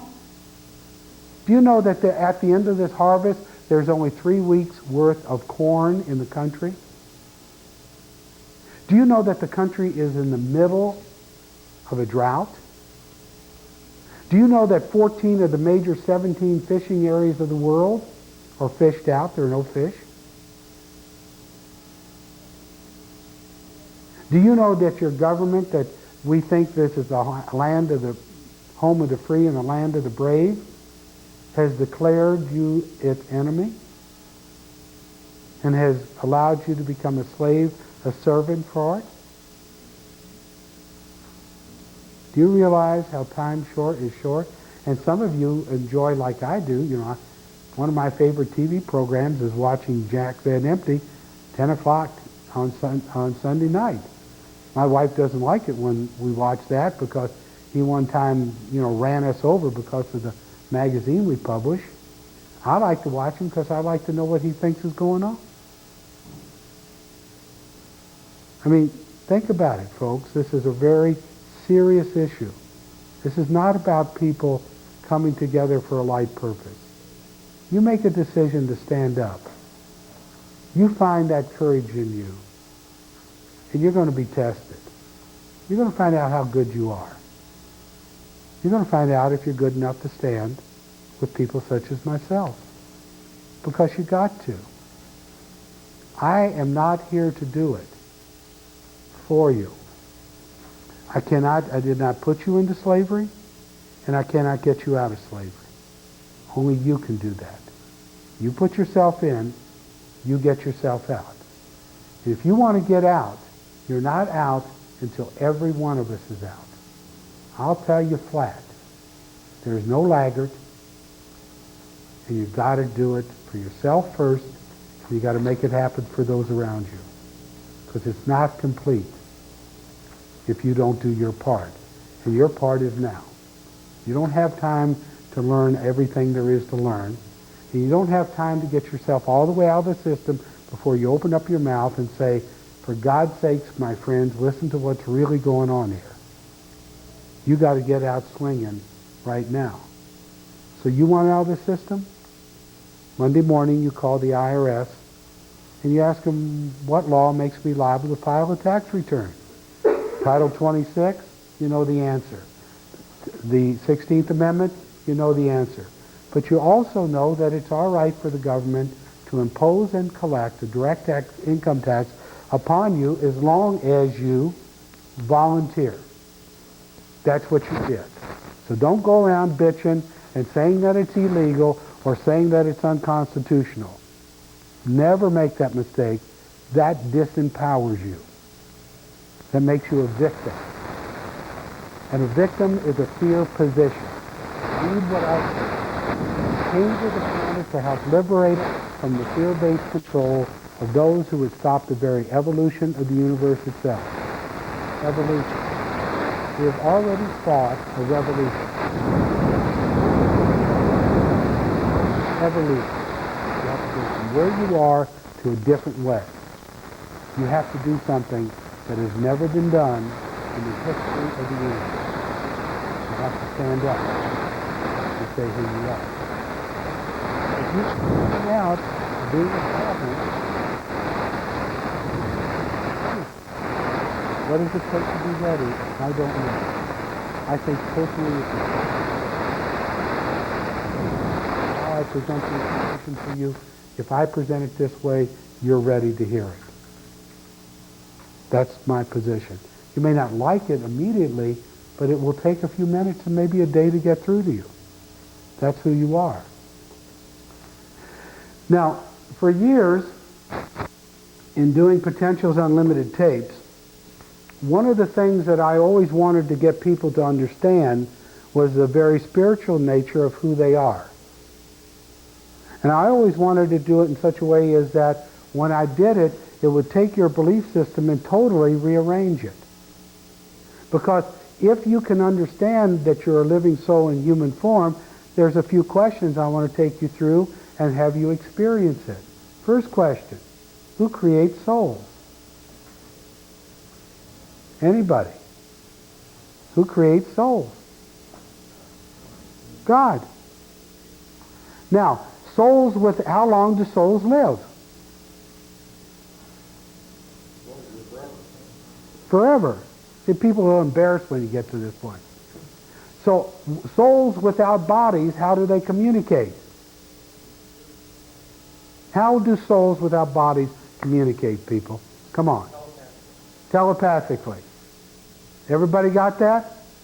So, if you're a living soul in human form, you were created by the entity you call God, you live forever, and you communicate telepathically.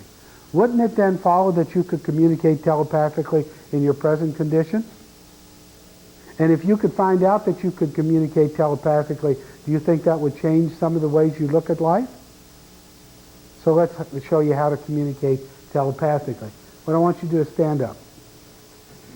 I'm going to show you how to communicate telepathically. I'm going to make this man be weak or strong depending upon what you tell me you want him to be by whispering in my ear so that he doesn't hear it. And you're going to try to make yourself as strong as you can, all right? You're going to be strong. But it doesn't matter whether you're strong or weak. I'm absolutely going to control your strength in your body. Understand that? And I'm going to do it telepathically. And then, because I'm going to show you how to do it, each of you are going to do the same thing. Because, remember, souls communicate without bodies how? Telepathically. So whisper in my ear, do you want him strong or weak? Okay. Now, you're right or left-handed? Left-handed. Okay, come on over here, stand in front. You're just available, that's all this is. Hold out your left hand. Right here. Now make yourself as strong as you can. Make this stiff and rigid so that when I put down, I can see how strong you are. Okay? Now, you told me what you want him to be. All right? Make yourself as strong as you can. Make yourself as strong as you can. What are you? Probably strong. He is. He's pretty strong. So what I'm doing to him is I'm repeating the words, you're strong, your muscles are made of steel, they're locked in place, you're very, very strong. Okay? Now, you tell me whether you want him to be strong or weak, you just whisper in my ear. Okay? Let's do it again. Make yourself as strong as you can. Make yourself as strong as you can. What would you say you are? Strong, but maybe not as strong as the first time. Getting a little tired, maybe. Okay, put up your hand. Of course, you could be pushing harder, too. Well, of course. Put your hand up again. All right? Hold it up. Make yourself as strong as you can. Strong. Make yourself as strong as you can. Make yourself as strong as you can. What happened? Felt like you were pushing down in a different way. They always say that. Watch this. Make yourself strong as you can. Got it? Make yourself strong as you can. Go ahead. You got it? What happened? Went down easily. Right. Felt like you're pushing harder. Oh, you think I was? Okay. Go ahead. Make yourself strong as you can. Make yourself strong as you can. You convinced yet? Okay.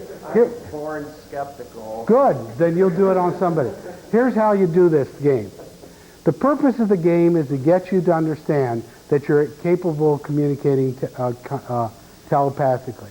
The reason that I want you to have a telepathic communication is that if you're only physical beings, and that's all there is, there's nothing beyond you. That's it. But when you communicate telepathically, souls in human form are able to do that. You do it. So here's how you do it. Just hold his hand or her, and you just tell them you're strong, strong, strong, and they'll be strong. You can see the difference.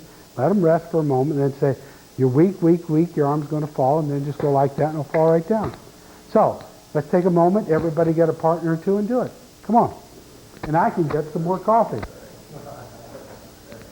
Don't do that. Or let's all come back together and just let you know. The ability to do this is merely depending upon your willingness to practice it. The more you practice it, the better that you get at it. And then you'll begin to understand that you can do this. This is the same thing that you're seeing around healing with hands and psychic healings and all this kind of stuff. It all has to do with the fact that you're not a physical being. You're a spiritual being simply having a physical experience. And if you make that jump, then the things in the Constitution that say all men are created equal begin to make sense.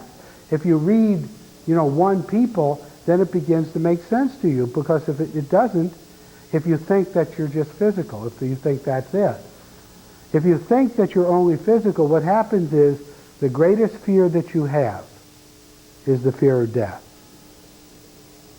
And your religious experience teachings tell you something else about that. I look at it a little bit differently. And the way that my wife and I look at it differently has been in front of people for a very long time. One of the ways that we've done it is through the Potentials Unlimited tapes. And the other way we've done it, to teach it, is through the magazine that we publish called Connecting Link. Now, Connecting Link is a spiritual magazine of impeccable quality. It's not a religious magazine. It's a spiritual magazine. So what would be spiritual to you about the issue of being a sovereign? Because there are all kinds of articles in the magazine that can continually report back to you that you are a spiritual being, and that you are a sovereign, and as a sovereign, as a son of God, it is not acceptable, but it's understandable, that you would maintain yourself as a slave. Because if you do that, you violate a commitment that you have, not only to yourself, but a commitment that you've made to your Creator. See, you're the property of your Creator. In this case, what you've done is you become the property of your own creation. You have put yourself into slavery on your own creation. Did everybody see that now? So Monday, after you've had a chance to review the material, call the IRS in the morning. Write this letter that you see in front of you in your own way and hand it to your employer and tell them to stop taking out the tithe or the tax that you've been sending on to the federal government. Now let me show you one other thing in the IRS code. Go back one page from the letter.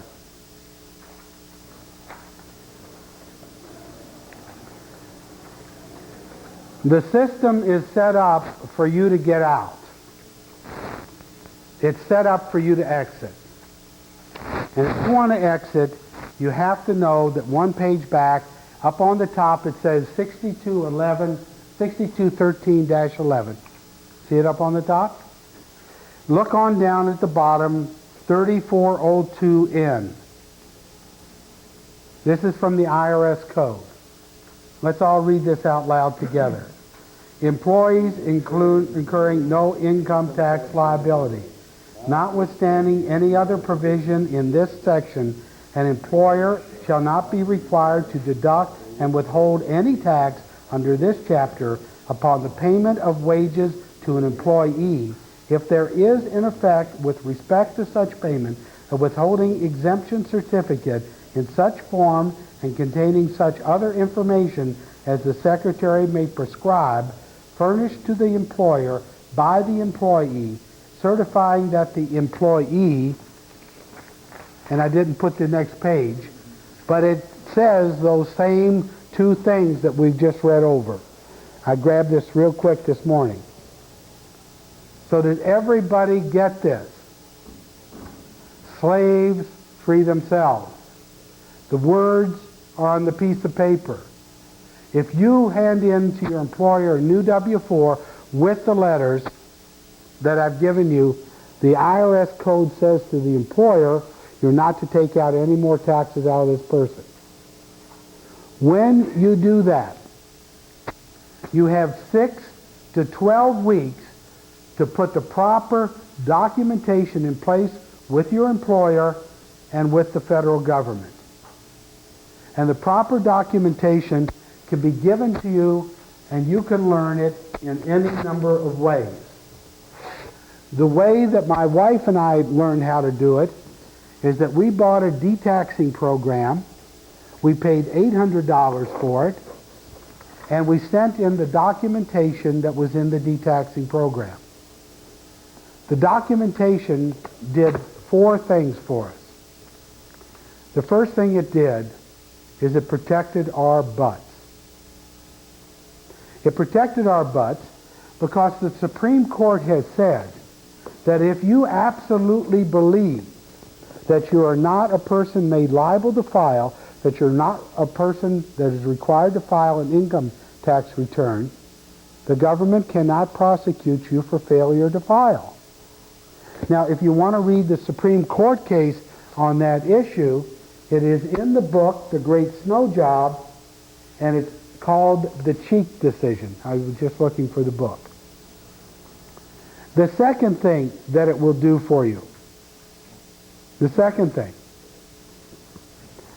it will educate you on the issue. It'll educate you. This detaxing program that we do for $795 for people is the most extensive in the marketplace.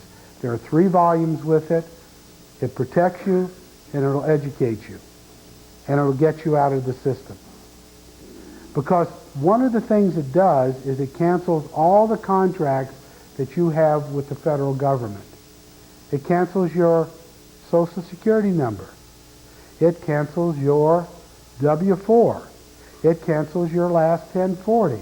It notifies the state that you cancel all of these things, that you're no longer going to be a slave. The third thing it does is it puts you in a position so that if you choose, you can apply for a refund of the taxes that you paid in to the system. If you decide to do that, the question is, will the federal government give it to you? And that is a question that I can't answer. I've had some clients get it back and some clients not. What it depends upon is you. How good you have cleansed yourself of fear. Because if you're full of fear, I assure you we got a lot of uglies to deal with. But if you're not full of fear, the chances are very good that you'll get some, if not all, of your money back. The fourth thing it does is it sets you up to go into federal court to have the federal government acknowledge the fact that you're no longer a citizen subject to its jurisdiction, that you claim your rights as a sovereign son of God. That's what the program does. Now, if you're not financially able to pay $800 all at once, you can put a deposit down on it. You could do it with credit cards, or you can learn how to do it yourself. There's not a mystery here. Everything that I've learned about the detaxing, I've learned either on my own or through the detaxing program that my wife and I bought. To learn about it, you're going to have to spend about $160 for books, and actually involve yourself in a study that will require from 80 to 100 hours. The books are on the back. You're going to need one called Vultures in Eagles' Clothing. You're going to need one called The Federal Mafia. You're going to need one called IRS Humbug. And you're going to need one called The Best Kept Secret. You already have the one called The Snow Job, so you don't need to get that one. So what you're going to have to do is you're going to have to buy the books, do the reading, and educate yourself and get yourself out. So you can do it for about $160 worth of books, 80 to 100 hours worth of study, and you can do it on your own. Or you can go ahead and buy a detaxing program from us for $800, $795, and then file the 29 documents and have us handle all the IRS issues that come up as a result of getting out. And what I mean by handle the issues, you'll begin getting correspondence from the government, or if you're in a situation where you have a levy or lien or all that kind of stuff on you, we're here to help you get through those issues and get yourself free. So I've talked for quite a while. Let me do this. What I'd like to do is take a break for about, let's say about 15 minutes. It'll be about 12:30. And then when we come back, I'm going to answer all your questions that you have concerning this tax issue, which remember I've said is the symptom. And then I'm going to go directly from that into the problem, which is the money, and go through the problem area of the money, show you what's really going on there and why the insanity is there, and then take you into a way that you can protect all your assets. And if you have current IRS problems, outline to you how each of those problems can be handled, that they're all essentially the same. On the back table,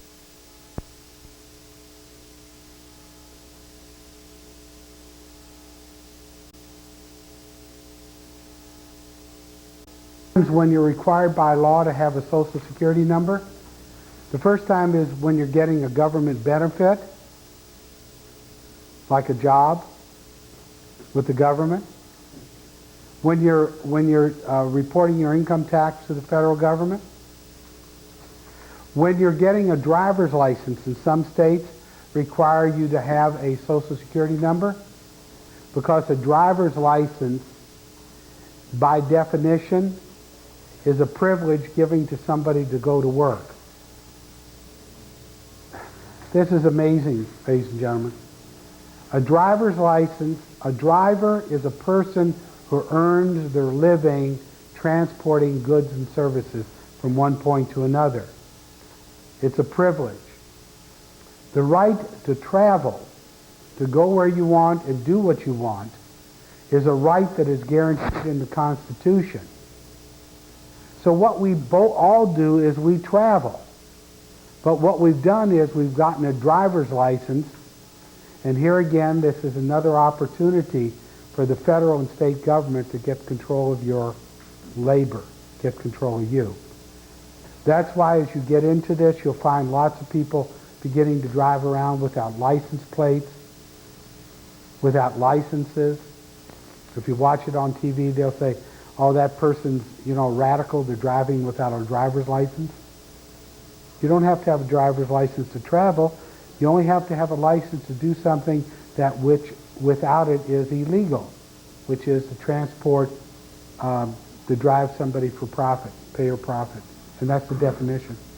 Now, for a student loan, federal student loan, Anytime you get something for Caesar, and we're going to cover loans and money, that's part of what we're going to be doing right now. Because remember, I've said the symptom is the tax, the problem is the money, and the issue is that either you is or is not going to get out of slavery. That's your issue. One quick question. Are you going to discuss what happened with yourself in 1990, how tough it was, or things that came across? Well, yeah, it was so tough in 1990 when we got our detaxing program. We got ours in 1993. It'd been over 2 years since I'd filed or paid. And the story about that issue is in the issue of the Connecting Link magazine that we've given you, and it begins on page 90.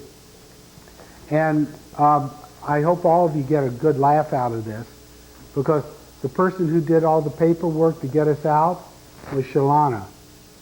You know, when something's really difficult to do or very confusing, the first thing you do is give it to your wife, and you'll know it'll be done right. So she filled it out, and her story is on page 90 and 91 of the Connecting Link. You also find in there that you've got an issue of the Perception magazine. You also find that you have a copy of the Anti-Shyster magazine. And the reason is that, and there's a newspaper in there called the American, what the heck is that?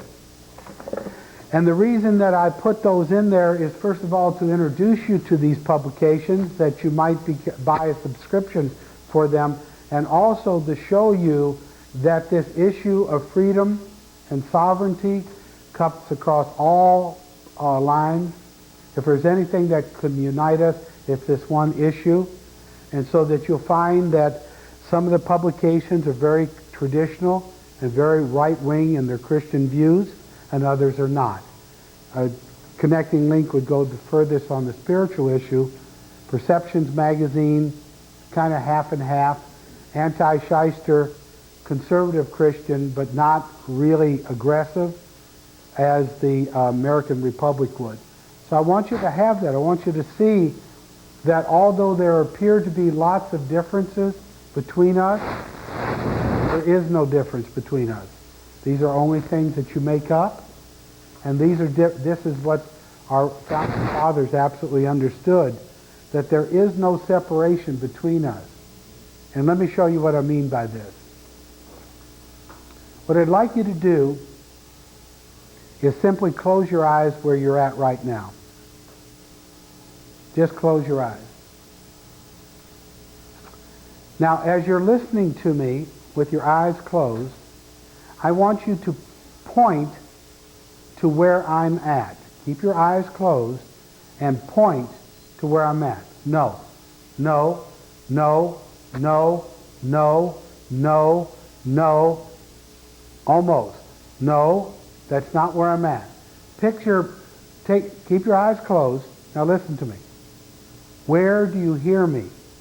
Where do you picture me? Got it. No. Yes. No. No. No. Yes. Yes. No. No. No. No. Yes. No. That's not where you're picturing me. No. That's not where I'm at. Picture me. Where you see me in your mind's eye. No. No.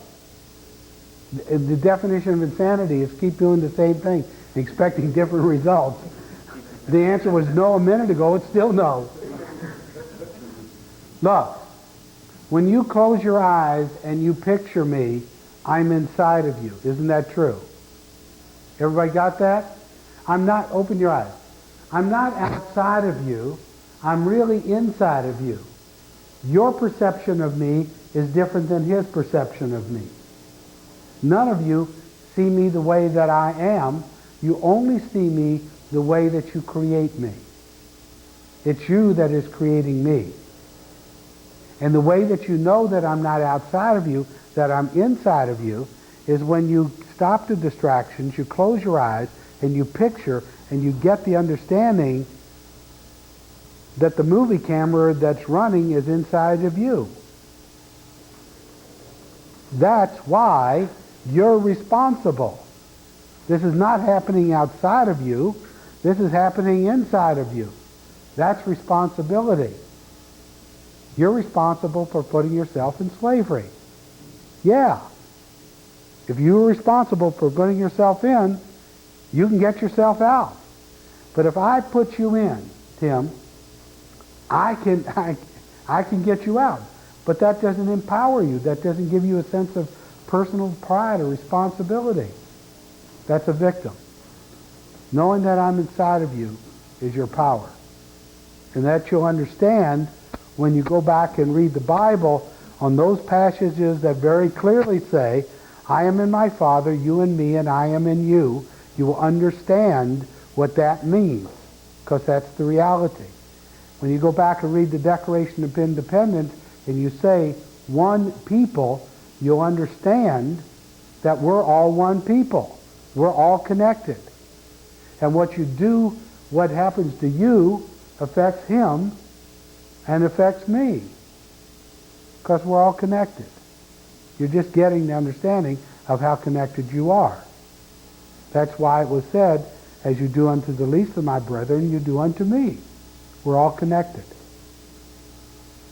That's why it was said in John 14:12, these things that I've done, you're going to do an even greater thing, because we're all connected. You can't get out of being connected. Okay?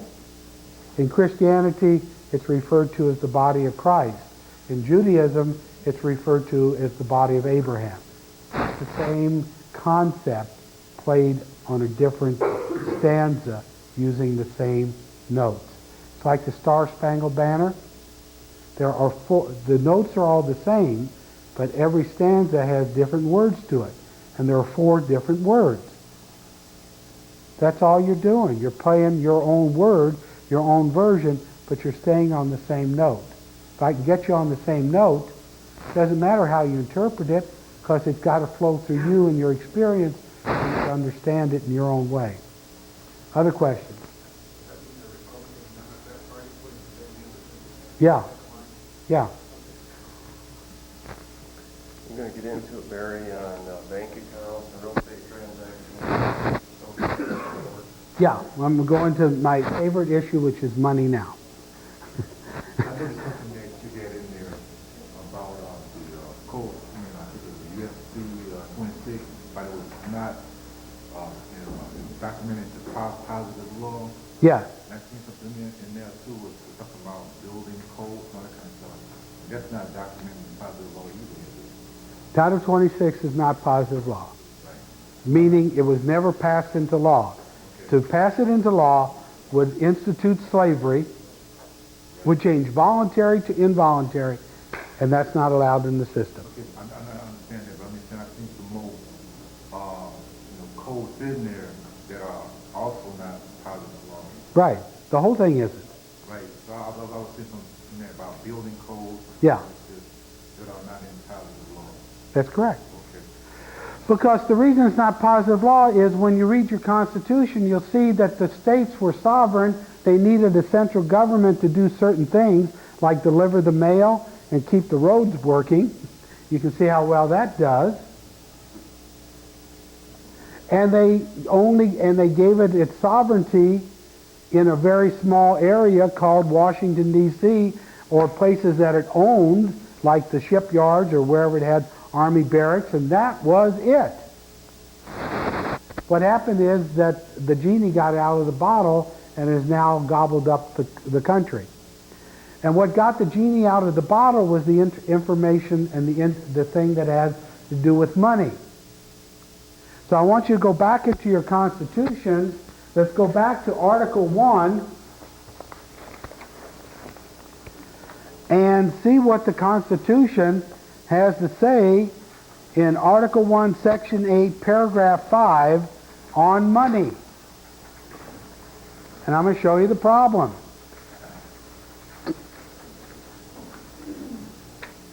And before we do this, I'm still hawking vitamins. Anybody want some vitamins to feel the power and wake up, just get up and go back there and see Shalana. She'll give you a couple vitamins. It's Article 1, Section 8, Paragraph 5, to coin money and regulate the value thereof and fix the standard of weight and measures. Now here is the problem in the system. I want you to go, and you'll find in this package of freedom information, you will find that I have photocopied some money. So I want you to go to that page and you can see it. And I want you to look at the top bill where it says silver certificate. And I want you to look at the bottom where it says Federal Reserve notes. Now this is such a pervasive thing in the economy that some people have some crazy issues about it. Does everybody know where money comes from? Money grows on trees. Is that true? Where's paper come from? Trees. So it's obvious that money grows on trees. See, it's simply a belief system that says money doesn't grow on trees. Obviously, your parents lied to you, along with Santa Claus, the Easter Bunny, and a bunch of other things. This is a piece of paper. Can we all agree? This is a silver dollar. This silver dollar cost me $6.50. And it says on there, when you pass it around so people can see it, when you see it, it says it is a silver dollar. This says it is a dollar. This dollar costs $6.50. This dollar costs $1. What's the problem? Take out you got a $5 or a $10 bill in your pocket? Take out $1 and take a look at a 1 and a 10. What's the difference between a $1 bill and a $10 bill? Numbers. Are they both pieces of paper? Could the government have easily printed on it a 10 or 100 or 1,000? Could it? Would it make it worth more than the dollar bill? Only if you agree that it is. You're the person that says, that's a 10 and that's a 1. That's your agreement. That's what you've agreed to. Now here's the way this works. When the country was founded, one of the issues that was existing in Europe at that time is a thing that's called fractional banking. Fractional banking worked this way. There was a time when there were no banks and no safe places to put your gold and silver. So if you had gold and silver and you were in Europe several hundred years ago, the question is, where could you put it so that it could be safe? Because obviously if you left it in your house, somebody could come rob you for it. How did you get that? They never printed that since I just went to the coin shop and bought it, just like you will. that special print stuff? Like, You can go there and get them all day long for $6.50, $7 each. Yeah, just go buy yourself one. They're good to have walking around. There were at that time in England people who dealt with gold and silver because gold and silver is used for jewelry and it's pretty. And these people were called goldsmiths. And the goldsmith is the person in most towns that had a vault that had somebody to guard it. So that obviously they had something valuable and so they saved it. So if you had a lot of gold and silver, rather than allow that gold and silver to be in your possession, what people used to do is they would take it down to the goldsmith and put it on deposit with the goldsmith. And when you put the gold and silver on deposit with the goldsmith used to write you a certificate that said that you had gold and silver on deposit with them. Take a look at the top silver certificate. It says, if you look at the small print, this certifies that there is on deposit in the Treasury of the United States of America $1. $1 in silver, redeemable, payable to the bearer on demand.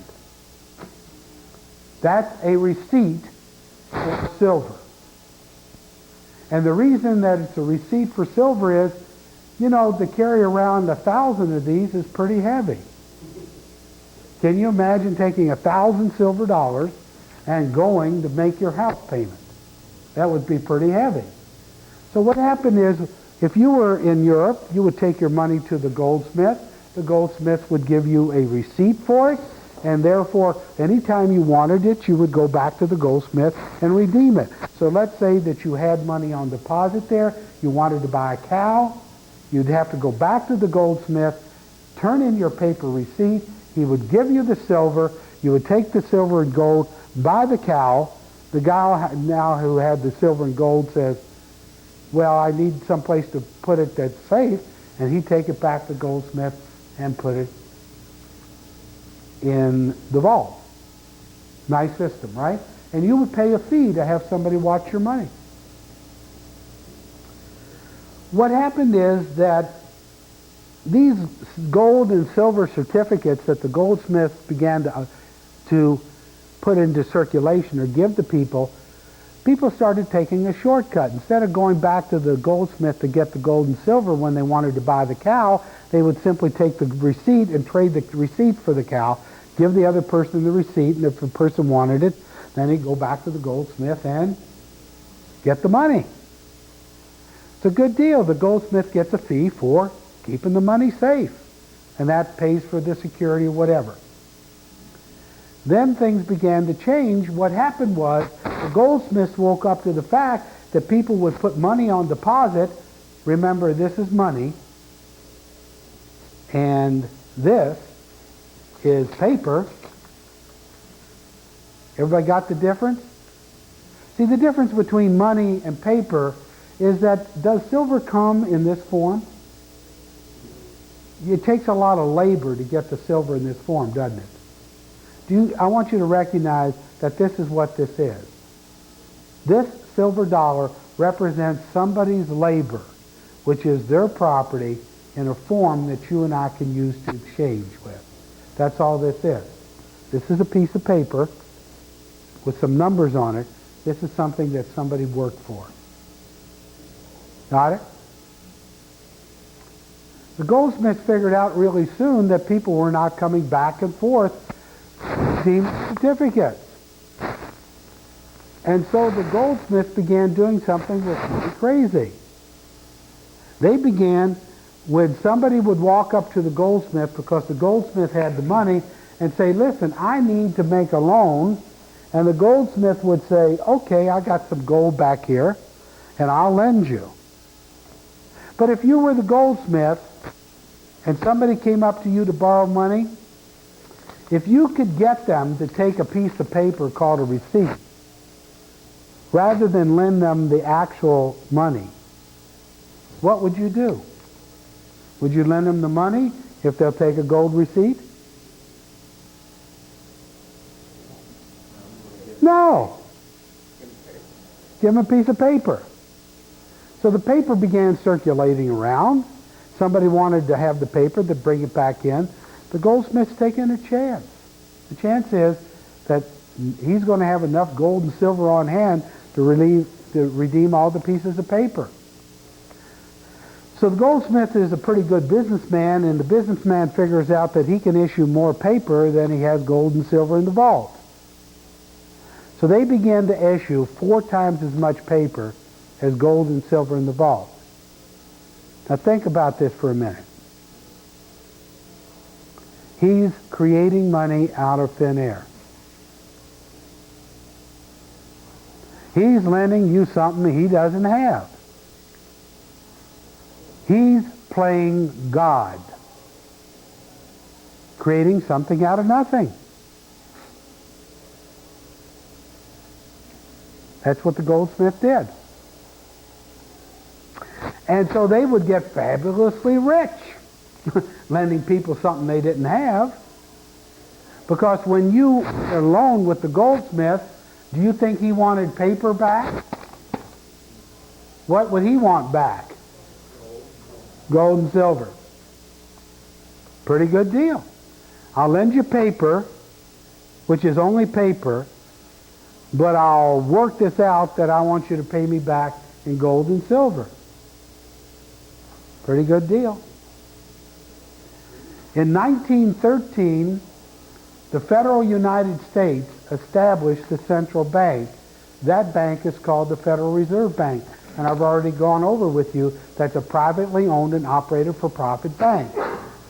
And the Federal Reserve Banks became the depository for the nation's gold and silver.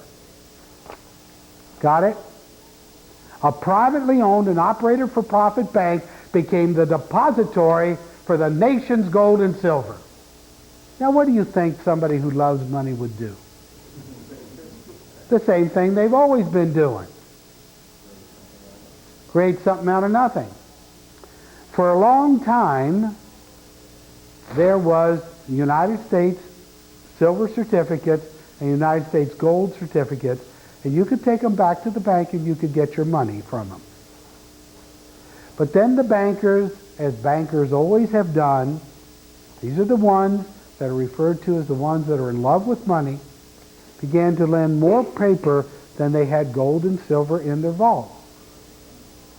As they began to do that, they put more money into circulation without anybody's labor being represented by the asset. See, the reason that this is worth $1, this is called $1, and this is $1, is not because this is worth a lot more. The reason is this is worth a lot less. When money is worth less, do you know what they call that in the economy? Inflation. According to what this says, this is $1. It's so much silver by weight. This is $1. This is worth 15 cents compared to this.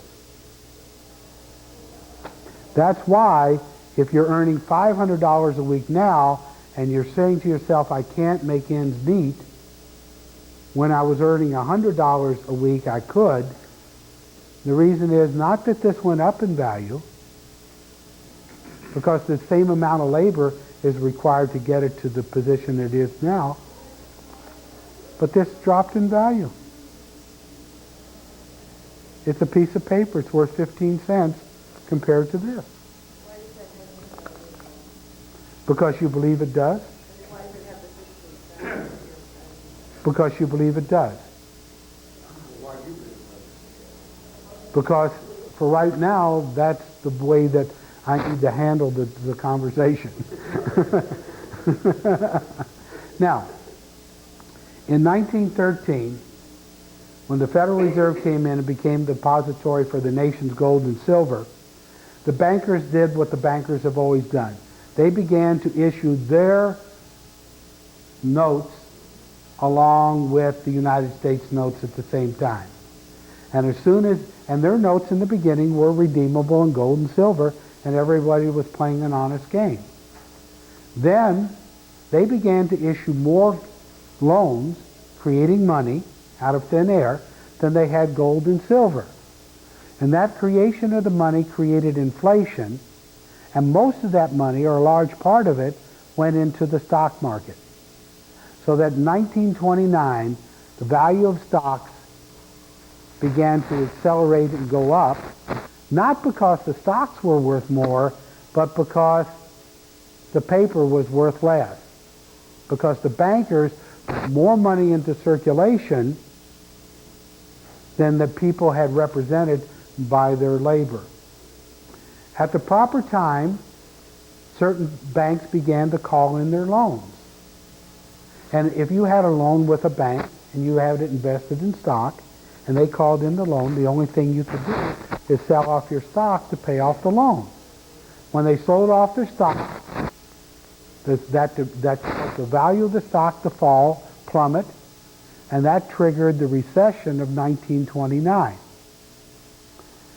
During this period of time from 1929 to 1933, the country entered into a depression. The reason of the depression was very simple. You and I did not have money to exchange goods and services. That's what caused the depression. So for an example, Shalana and I publish a national magazine. Let's say that you're a contractor, right? So if I need you to do some work around my house, and the only way I can pay you is in magazines, if you don't want the magazine, you ain't going to do the work around my house. Is that correct? So see what money does when you understand this. Money only allows you and I to trade our labor for somebody else's in a medium that we all say is the same so that we can deal amongst one another. That's all it does. It's not valuable beyond that point. Yes, it's used in industrial purposes, and gold is used for jewelry and all those other things. But it's useful. This is a commodity. When the banks pulled back their loans and began to take the money out of circulation, people could not trade amongst one another, and things got really bad. And I'm going to show you how things got bad and why there were so many people who lost their homes. And I'm going to give you this as an example. Let's say that I'm the only banker that there is, and you want to borrow $10 from me, okay? And I'll lend you this $10 on the provision that you pay me back the $10 plus $1 interest at the end of the year, all right? Now, I'm the only bank there is, and this is all the money that exists, and I'm going to lend it to you.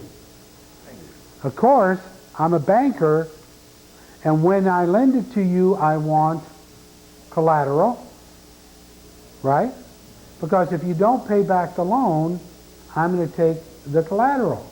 Sounds reasonable, doesn't it? So at the end of the year now, you owe me $11. Can you pay me the 11? That's all I have. I mean, 10 if I'll do that, all I have. So you give me my 10 back, and you didn't pay the $11 interest, did you? No. Okay, I get your collateral too. Yeah, he was broke. Here's what happened. The banks began to lend a lot of paper with nothing behind them. No gold or no silver. People took that money and they bought all kinds of things with it, putting more money into circulation, causing the prices to rise because there's no value in the paper. It's just what you thought. A lot of people put it in the stock market. Business put it into their businesses. Then they took the money out of circulation. Stock market fell. Businesses had to pay back the loans, and businesses couldn't pay back the loans. So what happened? The banker took back his paper money, which he didn't give a hoot about, and took the collateral, which is what he really wanted. Then along came the Depression. Franklin Delano Roosevelt elected president. In his inaugural address, he declared the people of the United States to be enemies of the government for one reason. We had a banking problem. We had a banking crisis. And what was the crisis that we were guilty of? Taking the paper that the Federal Reserve had put into circulation without any gold and silver backing it, and taking it to the Federal Reserve and saying, we want our gold and silver. Well, for goodness sakes, those wonderful bankers had already stolen the money. They took the gold and silver and moved it off the country. And to cover up their plan, They elected Franklin Delano Roosevelt President of the United States because they had all the money to do that. With Franklin Delano Roosevelt President, he declared war on we the people and said if you own gold or silver, you're subject to 10 years imprisonment and a 5 years or something, I don't know how many years, and $10,000 fine. So I said to my dad, I said one day, I said, how come people turned in their gold and silver? He said, son, nobody had any money. It didn't mean anything to us. He said, we were just trying to survive. So at that moment, what happened was that Franklin Delano Roosevelt, in order to do this sham, and you can read about this at great length in the Garcia brief that we have, declared the country bankrupt. And in order to get the country going again, the bankers said, well, we'll lend you money.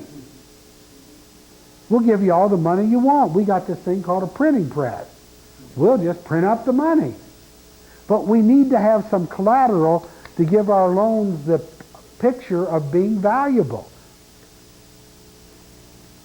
And so what happened was the federal government began to take over the entire country under what they called the Emergency War Powers Act. The federal government declared you and I at war with the government, and in a state of emergency, the government can do whatever it needs or wants to do in order to survive. Now you're going to hear the history of this done by the foremost authority in the country on the issue when you listen to the tape by Gene Schroeder that's in your package. So you're going to hear this. Everybody got this one? You're going to be able to listen to it and follow it, and you're going to say, for God's sakes, I now understand it. So the government took control of everything at that moment. Instead of there being a democracy, a republic, it changes to a democracy. They said, well, we own you. And in order to make sure that we own you, we've got to get you under our control. And so in 1935, they passed the Social Security Act, and they extended it from federal employees out to everybody, and it was all part of this sham, and you'll get it as you listen to it. There's no reason for me to go into it. You got a Social Security number because your parents got one, and that's how they hooked us into the system. And then the Federal Reserve began printing up these money, pieces of paper that they were calling money. And for a while, their piece of paper was redeemable in gold and silver, but at a lesser amount. And then finally, when Johnson became president, he removed some more of the silver backing from the money. The final coup de grace was done with Nixon, and you'll get that all on the tape. And I don't want to go too long with this because the video camera only has 2 hours worth of tape. So let's get to the bottom issue about the money. The bottom line issue about the money is banks create money out of thin air. The bottom line about that violates the law of nature, and nature is God. Only God creates something out of nothing. The Bible says just weights and measures. The bankers want to be gods. And as gods, they're acting like they are because they're creating this issue called money out of thin air. And let me show you how they're doing it today. How many of you here have a credit card in your possession? Just raise your hand. Okay. So, when you use your credit card, let's say that you're going to the bank and you find a book you want to buy and you give us a credit card. Here's what happens. We will take that credit card number and give it into the bank, and the bank will do this on its computer, and numbers will end up on your account and numbers will end up on my account. And the creation of the numbers is the actual creation of the money. Until the bank does that, the money doesn't exist. Here's what happens. When you go into the bank to borrow money for your mortgage, how many of you got a mortgage on your home? So use you. When you went in to take out a mortgage for your home, you filled out all these pieces of paper, you gave them all to the bank, and then you went to the closing, right? You're the real estate lady, right? So when you go to the closing, there is a check there from the bank made out to the seller, right? Here's what happens. The bank takes this application that you fill out and they call it a promissory note. They take the promissory note, attach it to the title of the property, which is something of value.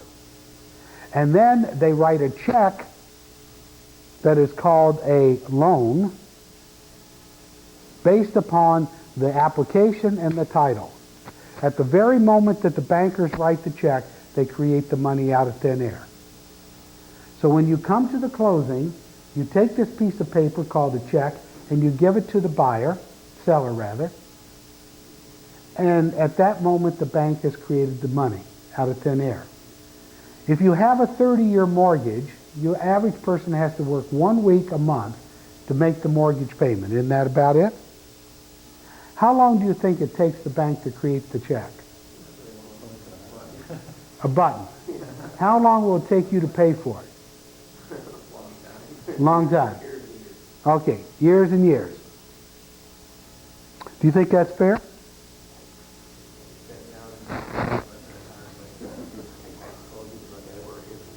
Okay, let me just show you to you this way.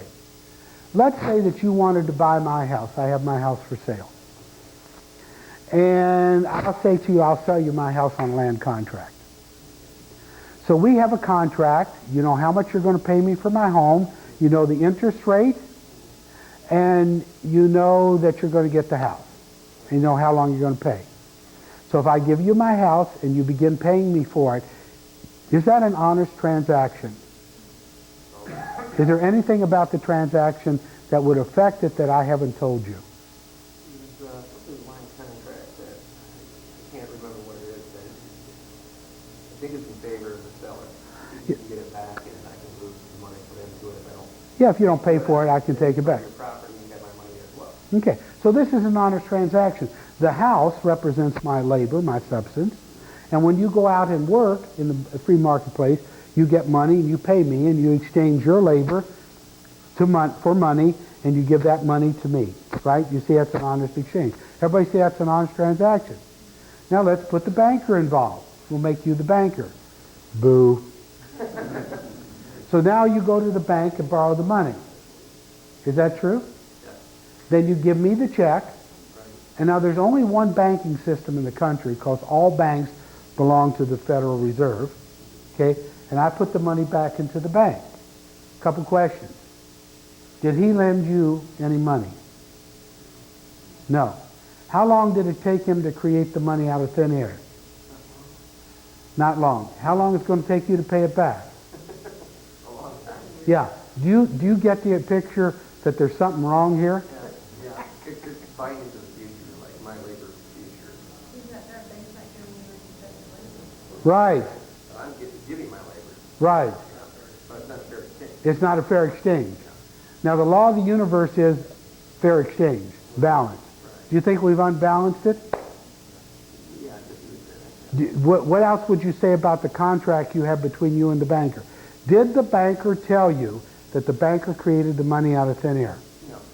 Do you have a contract with the banker? What is a condition of every contract full disclosure? Did the banker tell you he was creating the money out of thin air? If you can prove the banker created the money out of thin air, do you have a contract?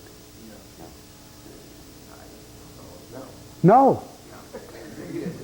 Technicality, I mean, Technicality? I think they have to go to court. This is technical? You got to work 12,000 hours for something this son of a bitch created in an hour? And that's a mere technicality? They wouldn't see it that way. They go to court and argue that point. If I tried to, There is no argument here. He's a thief, and he put you in slavery. if I tried to say that about my mortgage and not pay it back, Uh-huh. I think I would run into some. You might have a disagreement. I don't think they say, oh, you're right. But however, I got a question. How about if we had a publication called Modern Money Mechanics put out by the Federal Reserve Bank? You could call any bank, Federal Reserve Bank, and get this publication for free. And this publication said 6 times in it, banks create money out of thin air. Do you think you'd have a pretty ironclad case that banks create money out thin air? Well, yeah, that would be nice to have, yeah. Do you understand the extent? Do you understand how the national debt gets created? Let me tell you how this scam has worked on you. The federal government needs money. It borrows it from and through the Federal Reserve Bank. Got it? So the federal government writes a bond. A bond is based upon the full faith and credit of the United States government. You heard a lot of that going on. It's a piece of paper. So the government gives this bond to the Federal Reserve. The Federal Reserve in turn does what? Writes a check and gives the check back to the federal government. And the federal government takes the check and puts it back in the bank and writes checks on the check. No, you don't yet. I haven't told you. I'm not sure. Here's what happened. That's how they created the national debt. The majority of income tax that everyone pays in this country does not go to run the country. It goes to pay the interest on the national debt. You got it? How did they create the national debt? Bookkeeping entry. Your income tax goes to pay the interest. Where does the interest on the national debt go? Into the bank. Big scam. Mondo. The book says it. You can read right through the book. It says, in this way, banks began to create money. How's the U.S. Treasury fit in? They print up the scam for the Federal Reserve. They print the money. So here's what happens. State government needs money. They issue a bond. The bankers buy the bond by giving the state government a check. State government takes a check from the bankers, puts it back in the bank, and collects the interest from guess who? Good grief. Now, because the banks are the ones that create the money out of thin air, they're always lending the federal government the money. So if the federal government borrowed $10, can they pay back 11? So what do they have to do every year?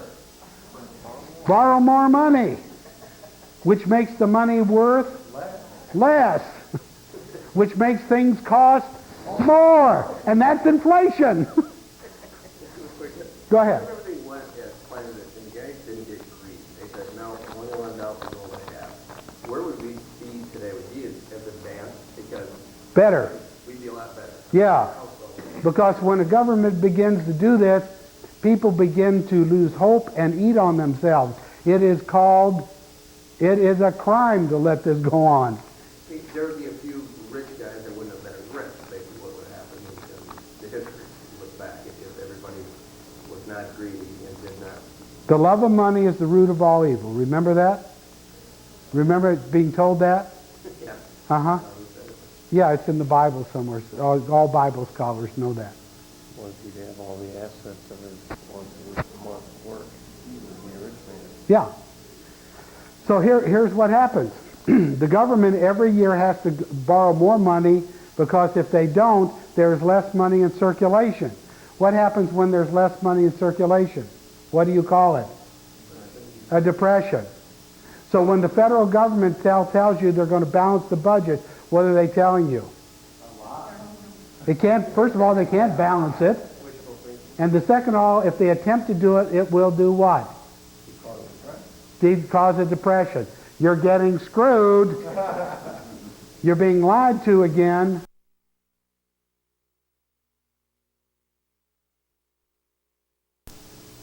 Now, because the banker created the money in a matter of moments that'll take you years to create, is that a condition called slavery? Congratulations, it's the same issue. Yeah, we don't want to admit it. So here's, when I'm looking at this and I'm trying to understand how I can evolve the system, I'm trying to figure out how to change it. And I'm looking at all the possibilities, and I tried different things that didn't work. Here is the way you can change the system. And if I could make you do this, I would make you do it. You are to begin on Monday getting every credit card you can get. Every credit card you can get. You are privileged to be able to do this. You are to get as many as you can and charge them all the way up, getting as many credit cards as you can, and always paying the minimums until you can get no more cards, and all your cards are charged up. Then here's what you do. You go to your great snow job, and there are 4 letters in there that you can write to the banks. And the 4 letters begin very gently. You son of a bitches. Did you create the money that you lent me out of thin air? Was it merely a bookkeeping entry designed to enslave me? And the banks will answer you. And if you're so lucky, take a look at the 3rd or the 4th, right after the money. Take a look here. Here's a letter one of our clients got back from the Credit Card Service Center. Yes, money was created by you signing the voucher when you make the purchase. The bank created the money out of thin air. Turn the page. You'll find here, this letter is written by the Vice President, Counsel, and Compliance Officer from Chittenden Bank. And you'll read, banks create money whenever a loan is made. 2nd paragraph. And your credit card is no different. Here's your legal situation. And the reason that you can do this and have a great deal of fun. Every contract requires full disclosure in order for there to be a meeting of the minds. No meeting of the minds, no contract. Everybody got it? Did the bank tell you they were creating money out of thin air? No. There's no contract. Did the bank create a fraud when they created the money out of thin air? Therefore, they're the ones who have created the fraud, aren't they? When you catch somebody in a fraud, whatever you do to correct the situation is allowed. Legally, there's no problem with it.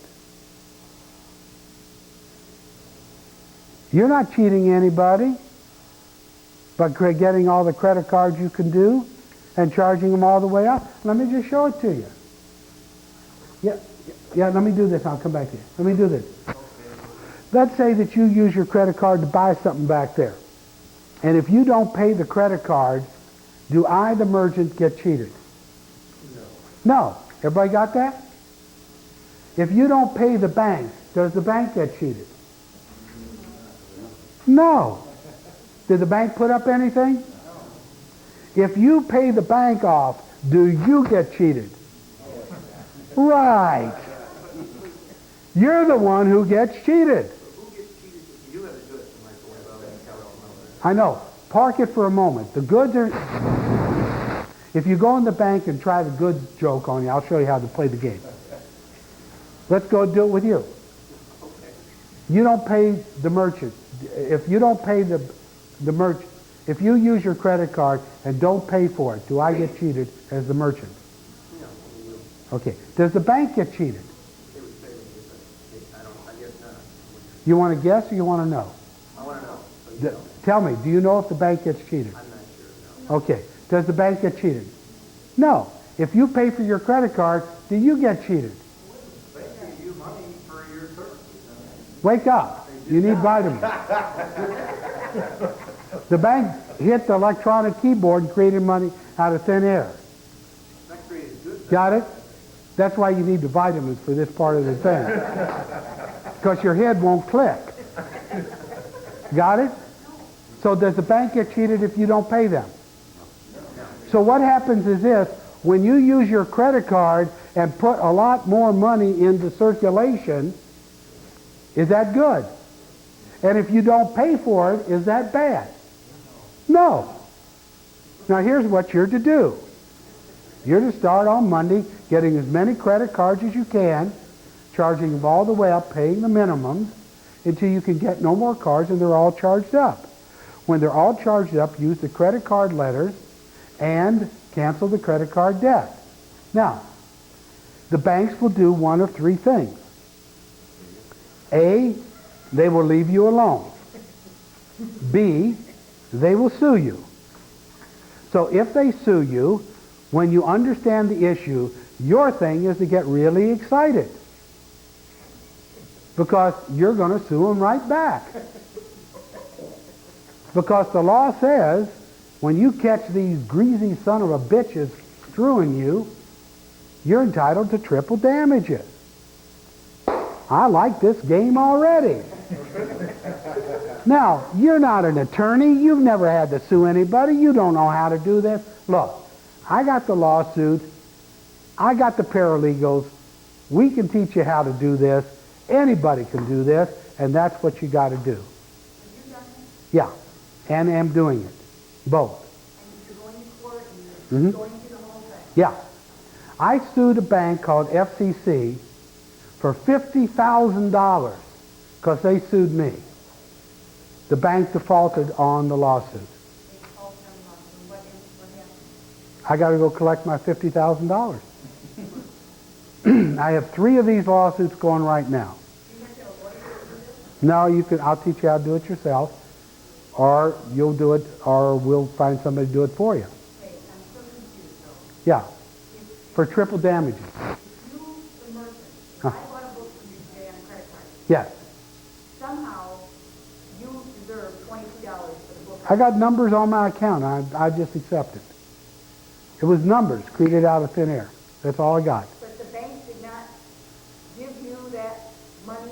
No, they didn't lend you anything. They put numbers on your account, numbers on my account.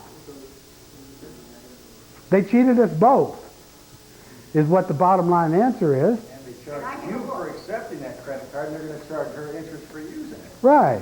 You're getting screwed up front, and it'll come from behind, too. Got you coming and going. You got it yet? Do you have it? You'll go in and out of this. It may take a little bit. Well, let's do it again. You use your credit card and you don't pay for your credit card. Do I, the merchant, get cheated? I got my money. I got numbers on the account.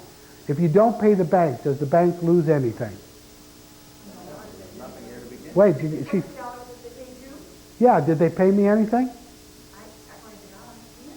Where did they get the $22 from?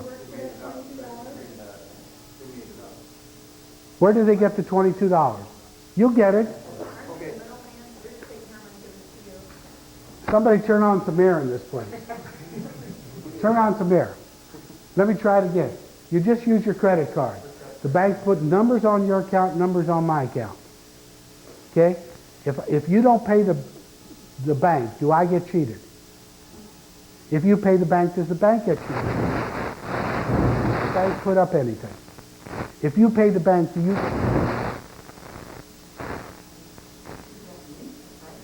What about the principal?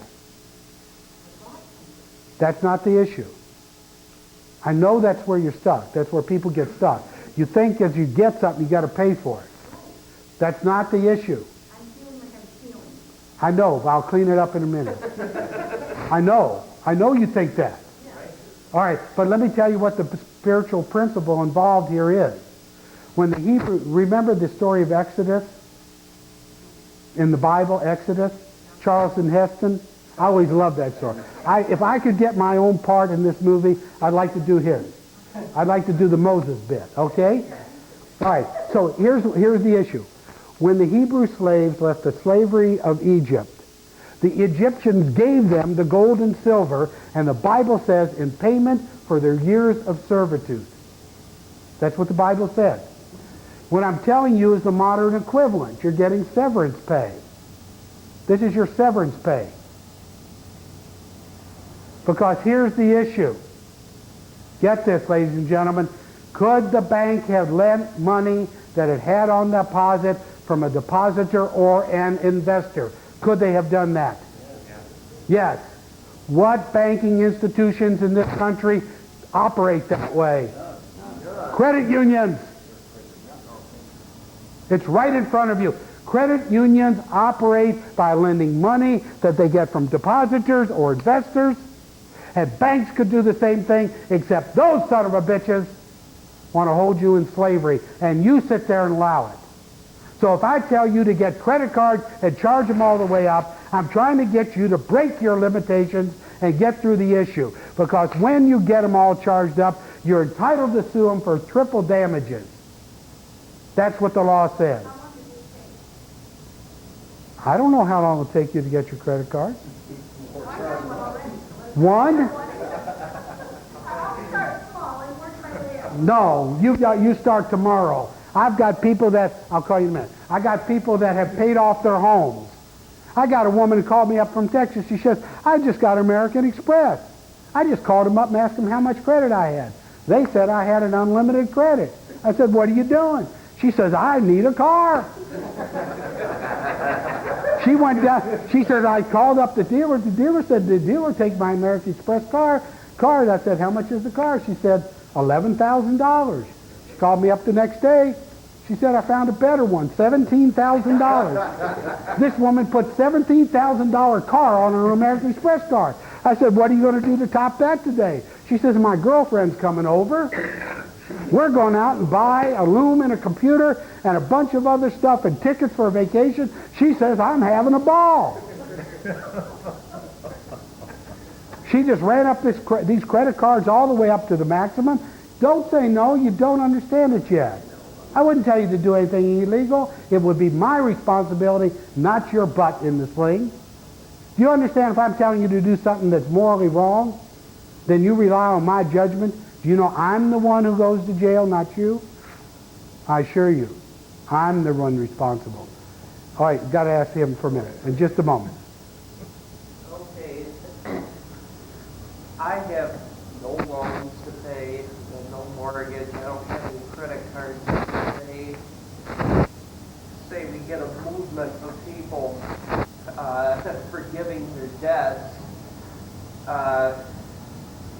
knowing how corrupt government and banks are, I can see in the future eventually saying, well, even though you weren't told that money was created out of thin air, you knew it because Right. people have it in their possession, so we're going to legally, since you knew it, even though that might not have been told to you, we'll find a loophole in laws somewhere saying you owe on those debts anyway. So Knowing how corrupt government and banks are, I can see that happening in the future. Maybe not Let me tell you, it's going to happen. next year, but sometime in the future. It's going to happen as quick as I can get in front of the judge and get my money.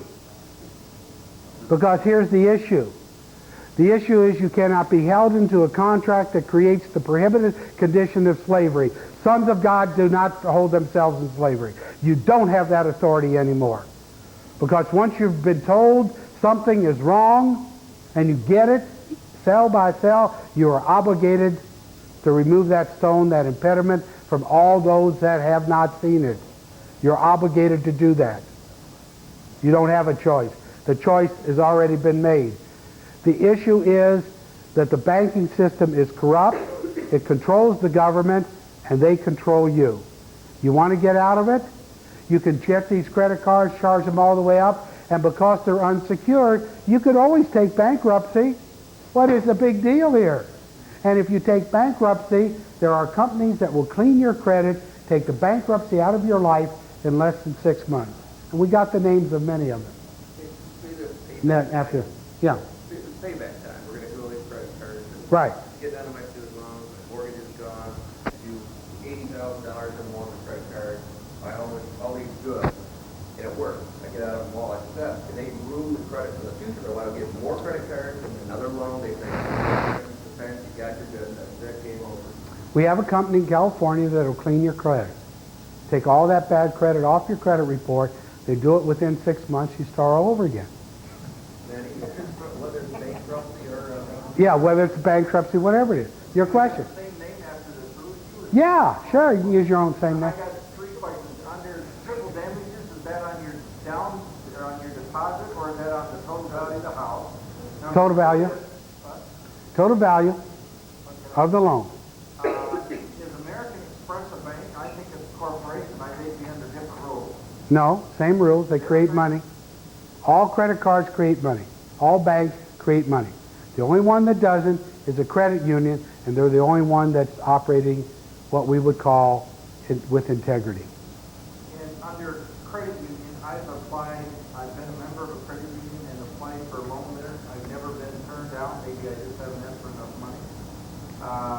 Because what you're saying is that a credit union literally could run out of money under the basis of what they're doing. Yeah, they operate legally.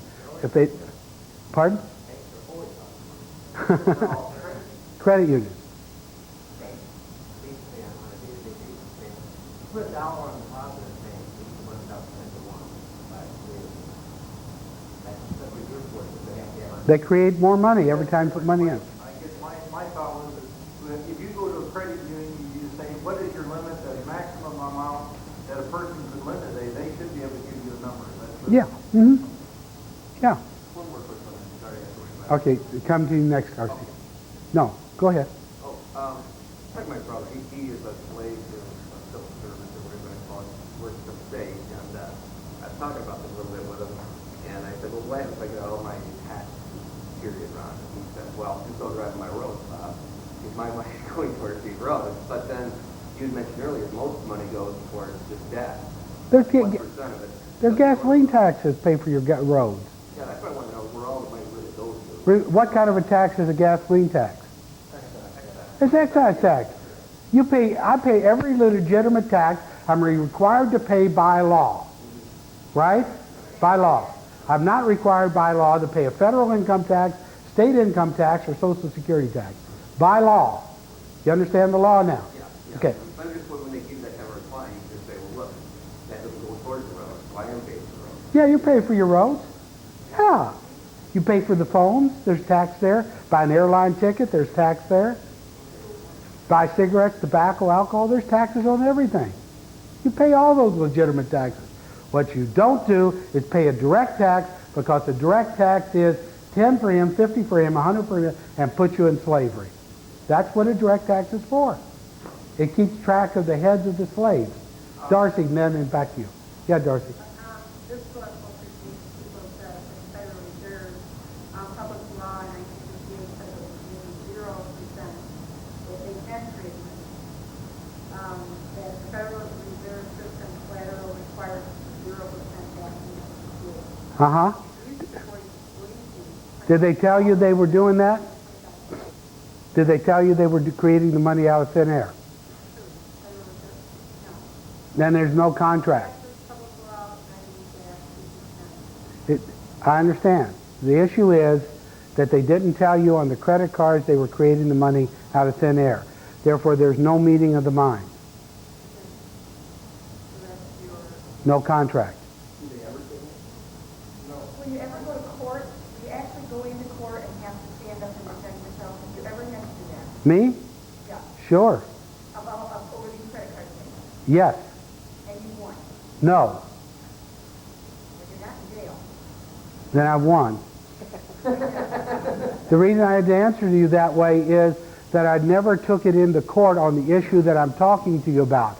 I was in court on many other ways of trying to make the system change. Remember, I told you that. There were other ways that I was learning and approaching the issue on, and all of those ways failed. All of them failed, because they weren't the issue that was spiritually oriented. Likewise, in getting you out of the taxation, all other issues fail. The only issue that will get you out of slavery is that slavery is reprehensible and cannot be enforced. Once you state it's slavery, show it's slavery, say it's slavery, at that moment it's no longer voluntary, it's slavery. But until you say it and take the stand, it isn't. You're volunteering. Until you do something, take action, you're a slave, with all the rights and privileges of a slave. So my house needs cleaning. You show up tomorrow at 11. And I'm not going to pay you, slave. Okay, who, Darcy? Yeah. Yes. Yeah. Yeah. It's going on right now. You've just got notice that you got served. You're the second person. In a year of doing this, there are now 2 people that have gotten sued. Sued. 2 people by the bank. The banks do not want to sue you on this issue. First of all, it costs them a fortune. Second of all, they're going to lose. And third of all, they don't want you to know. Why would they lose if they have money? Because this time, the voice is going to be heard. You're not going to keep it. I'll bring it to an evolutionary moment in time. I will do that. You will do that. We will do it together. One person can't do that. You just got served papers, is the bank suing you for your credit card, is that correct? No, it's on a previous installment loan. Oh, wasn't credit cards? No, Did you send them all 4 letters? just that the only one I had. You didn't send them all 4? Rather nastily worded one from Mr. April. Okay. If you've only one person in a year has been sued by a bank after they've sent all 4 letters. And you send the first letter, you don't hear anything. You then send the second letter? Yeah, the instructions are in the book. They're all in there. Yeah. And to make this work, let me go back. You can't do it with one credit card. You can't do it with one. No, what the hell for? It's not worth it. Kim? You want to tell them? How many have you done? Well, I just sent out 7 letters. How much has your credit card issue been so far? Since you've been doing this thing with the credit cards? How much money have you run up on your credit card? You're $70,000 in credit Well, card. I'll tell you what, once you start playing the game, right, they're going to be offering you credit cards like crazy. You can get, all right, see, I haven't worked for 2 years. Why don't you put it on I him? started out with 1 credit card. Actually, I started out with 2 of them because I had to manipulate both of them to get cash advances to pay off the monthly loan. But being that I was such a good payer on them, I started getting all kinds of offers in the mail. And I've had credit cards to where they didn't ask you if you had a job. All you had to do is put your name, social security number on there, and they send it in. Right, I get credit cards in the mail every day. And yeah, they don't care as long as you're able. You know, they check out all the other credit card companies that you're paying on and that. And you run But right out. when you realize that you're paying on a $5,000 credit card, $145, only $15 a month goes toward the principal, then you understand just how crooked these suckers are. Right. These people get you mad. I mean, they'll get to the point to where you'd say, hey, I don't want to do this. I don't want to write these letters because I got real good credit. I got fantastic credit. 20 credit cards like that. Hey, you know, that sounds pretty good to me, you know, and maybe I want to pay on all these. I'd have perfect credit, you know, and for anything I'd want. Written letters.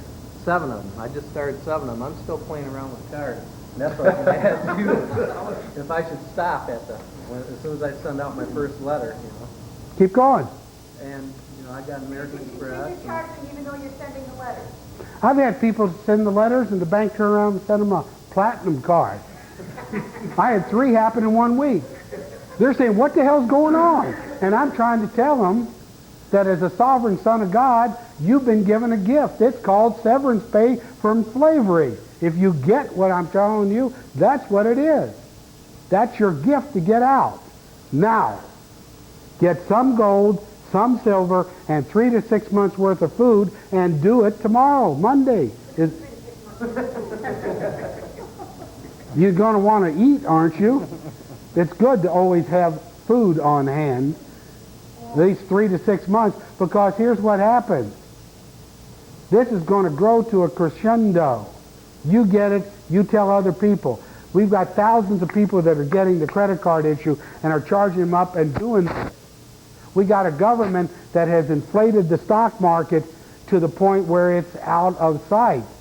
The country is $5 trillion in debt, and there's no way to pay it back. Guess what's going to happen? The bankers are coming for the collateral. That's what you're hearing about the one world government. People are going a little zonkers about. What I'm telling you is how to derail what's going to happen. And it depends on you. You get $100,000 worth of credit cards and have the best time of your life. The best time of your life, and you'll be doing us all a favor. I did 140. $140,000 I'd done. And you've not paid any of it. That's correct. Holy man. Tell them to do about your Social Security fund. They've been paying Social Security like that. Oh, I bought a lot of Army stuff. I bought an Army for my motorhome. Paid a lot for my motorhome with that cash. He paid off his motor. I got one guy in Minneapolis paid for his house. $100,000. Paid off his home. Yeah. What do you care? You haven't got into. Go out and get credit cards. Go have a good time. You're authorized. Get yourself a gold credit card. How long has it been since you and your husband had a vacation? Well, go for another one. Just do it.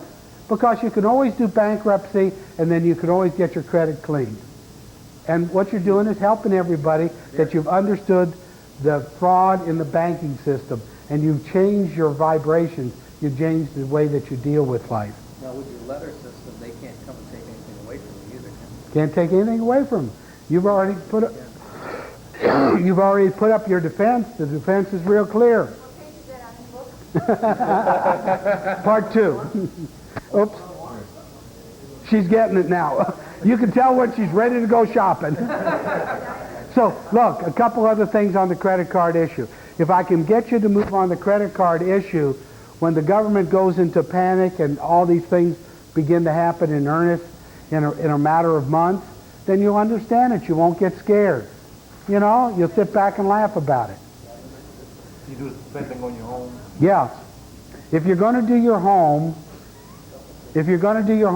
continue to pay for your home while you sue the bastards. Continue to pay for your home while you sue them. Because you don't want to get your home in problems. If you're going to do it on a car, continue to pay for your car while you sue them. I have the lawsuit for you.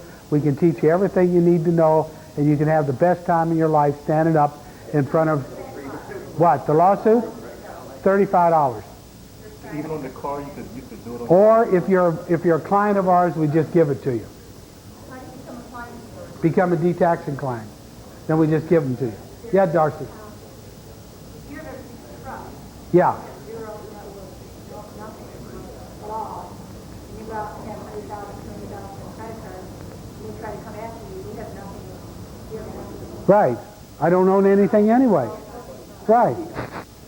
I don't own anything anyway. Yeah. Is it not true the impression I heard that people that really came out good were those that had everything paid for in cash, or those who had maximum mortgages on everything, because when the depression hit, there was so many houses going back to the bank they couldn't handle them all.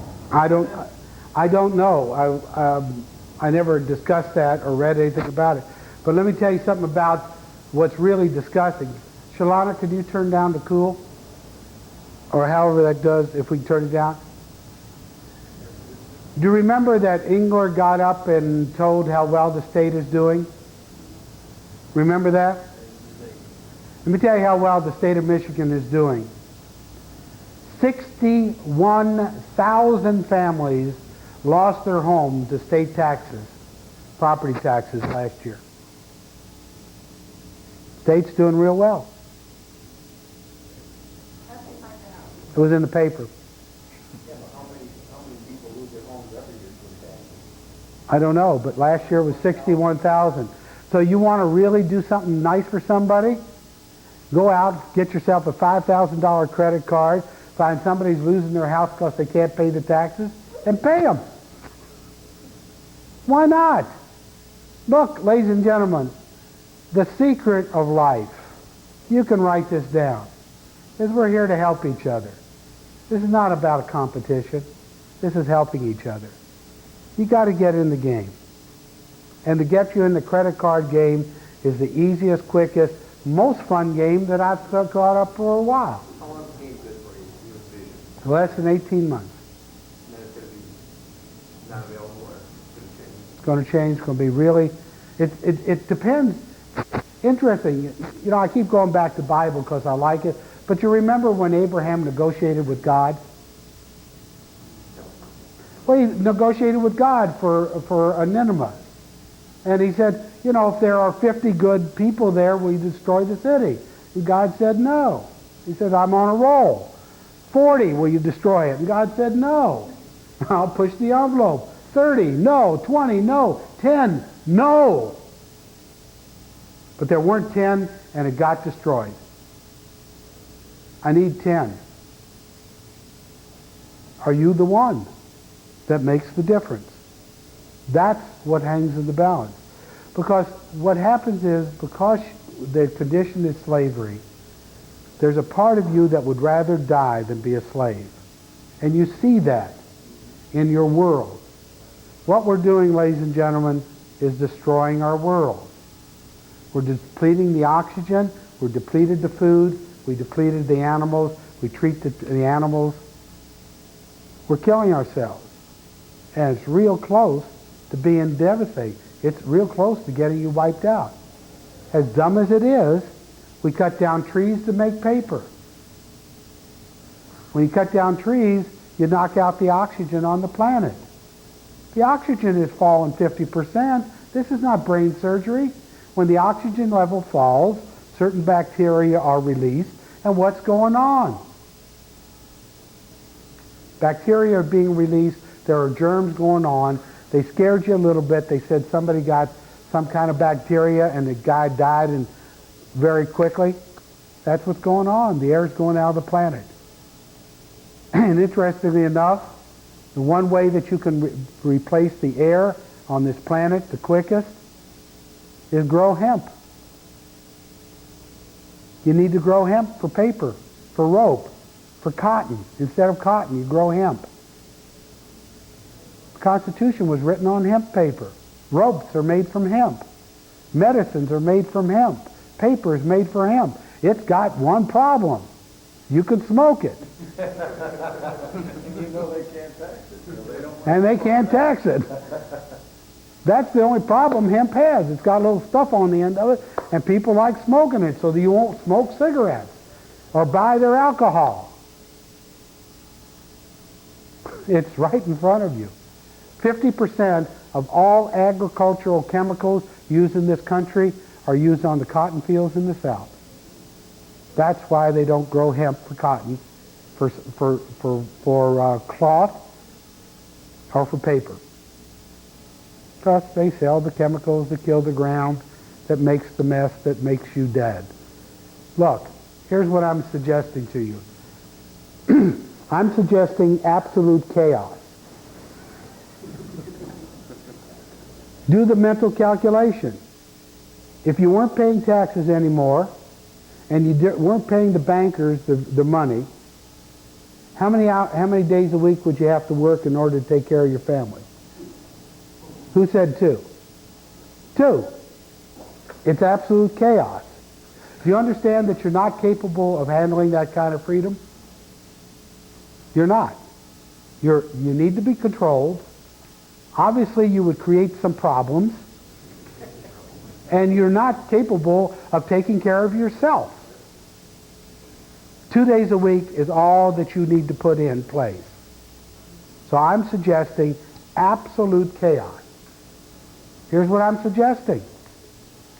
I'm suggesting that you can't get everybody, what the thing that holds us in slavery and holds us to this government issue is the fact that you're afraid to be free. You're thinking, my God, what happens if he does this, the system collapses. You're right. It does. Absolute. No question about it. Let me tell you what you give up. Working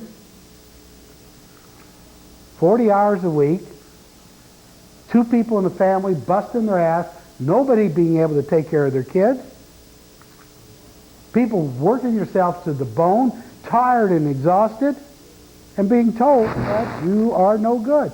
You're the problem with the crime, you're the problem. That's what you give up. And in order to do it, here's the steps that have to be taken. You have to catch the bankers in their game, because the national debt has to be canceled.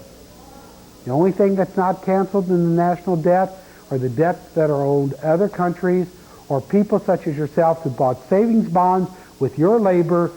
Those debts have to be paid off by the federal government. Without a national debt, $350 billion is no longer needed to pay the federal government. That's most of the income tax you pay.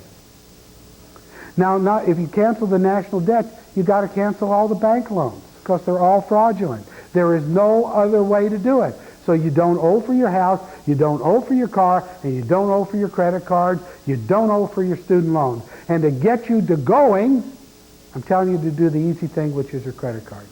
That's why I tell you to do it. Be free. And with all those things out of the way, take a look at this. For a family of four, the government spends to deliver $16,000, which was what a family of four on all this welfare gets, $16,000 a year. The federal government spends $56,000 to deliver it. So what we'll do is we'll just give everybody a check. Just give them a check. Because here's what happens. You give people a check with no strings attached, they'll go to work. They'll stop cheating and lying and stealing. You will stop. You'll take another $400 billion out of the federal government. The federal government employees retire at a rate that you don't even earn when you're working. All federal government employees' compensation and retirement funds cut in half immediately. There's enough money around on the excise taxes that the banks could lend money that they have on hand from a depositor or an investor. You think there's not enough money in the system? It's simple. Everybody for 1 month just puts the money they earn into the bank, take the private ownership away from the bank, and people who put their money in the bank are the ones that run it, just like a credit union. Bank has money, bank has money. Do you need gold and silver backing? But you're not going to get it in the first 3 months. You can do this. This is easy. You got to get through your fear, because it has to happen if you're going to be free. Because if you don't do it, if you don't make the statement and become free, here's what happens. Pharaoh said to Moses, he said, the slaves are mine, and all that they own is mine. And Moses said, let my people go, because if you don't, nature will take care of this issue. Well, does it look like it's building up? How many of you know that there's going to be a major earthquake on the West Coast within 6 weeks? There will be. The whole issue is going to evolve, and you're going to be thrown out on your butt to take care of yourself. And it's going to happen. We're in a major period of change.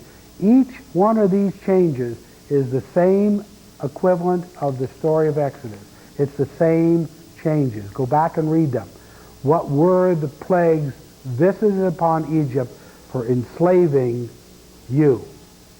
And you'll find they're all being redone. The issue is the same. The same issue. Go back and read it. Your biblical people who make a living telling you what God thinks that you should do will tell you. They're right in front of you. So either you'll free yourself, or nature and nature's gods will do it for you. If that happens, there's more chaos than if you begin to do what I'm telling you to do. Because if you step forward and do it, then you're taking responsibility and you're making it happen as opposed to having it happen to you. And one of the things that you can do to make this thing happen for yourself and to protect yourself and your family is set up what is called a UBO or a business trust. How many of you ever heard the term UBO or business trust? A couple of you. Now, in the package of information that we've given you, there are information about a trust. But let me explain to you how this thing works. Shalana and I do not own Detaxing America or Connecting Link magazine. We don't own it. Those businesses are owned by a trust. We set up a trust this way. The Constitution allows us the right to unlimited contract. And using our right to contract, we set up an artificial being called a trust. Now, in order for this artificial being to live and breathe and do its thing, it has to have three parties. There is the director of the trust. I and Shalana are the directors of the trust, meaning we can do anything we want with the assets, but we have no ownership, none whatsoever. So if you want to sue me, have at it. I don't own anything. So you're not going to get anything. It's just that simple. So, as the director, we have control of the assets in the trust. We can do anything we want with them. We can buy, sell, trade, jump up and down on our head. And the neat thing about it is trusts don't pay taxes.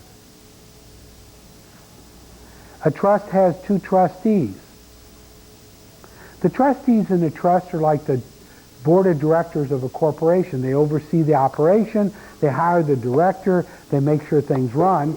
But in a common law trust, the trustees delegate all that responsibility to the director, who can do whatever the director wants. The third party in a trust is the secondary director.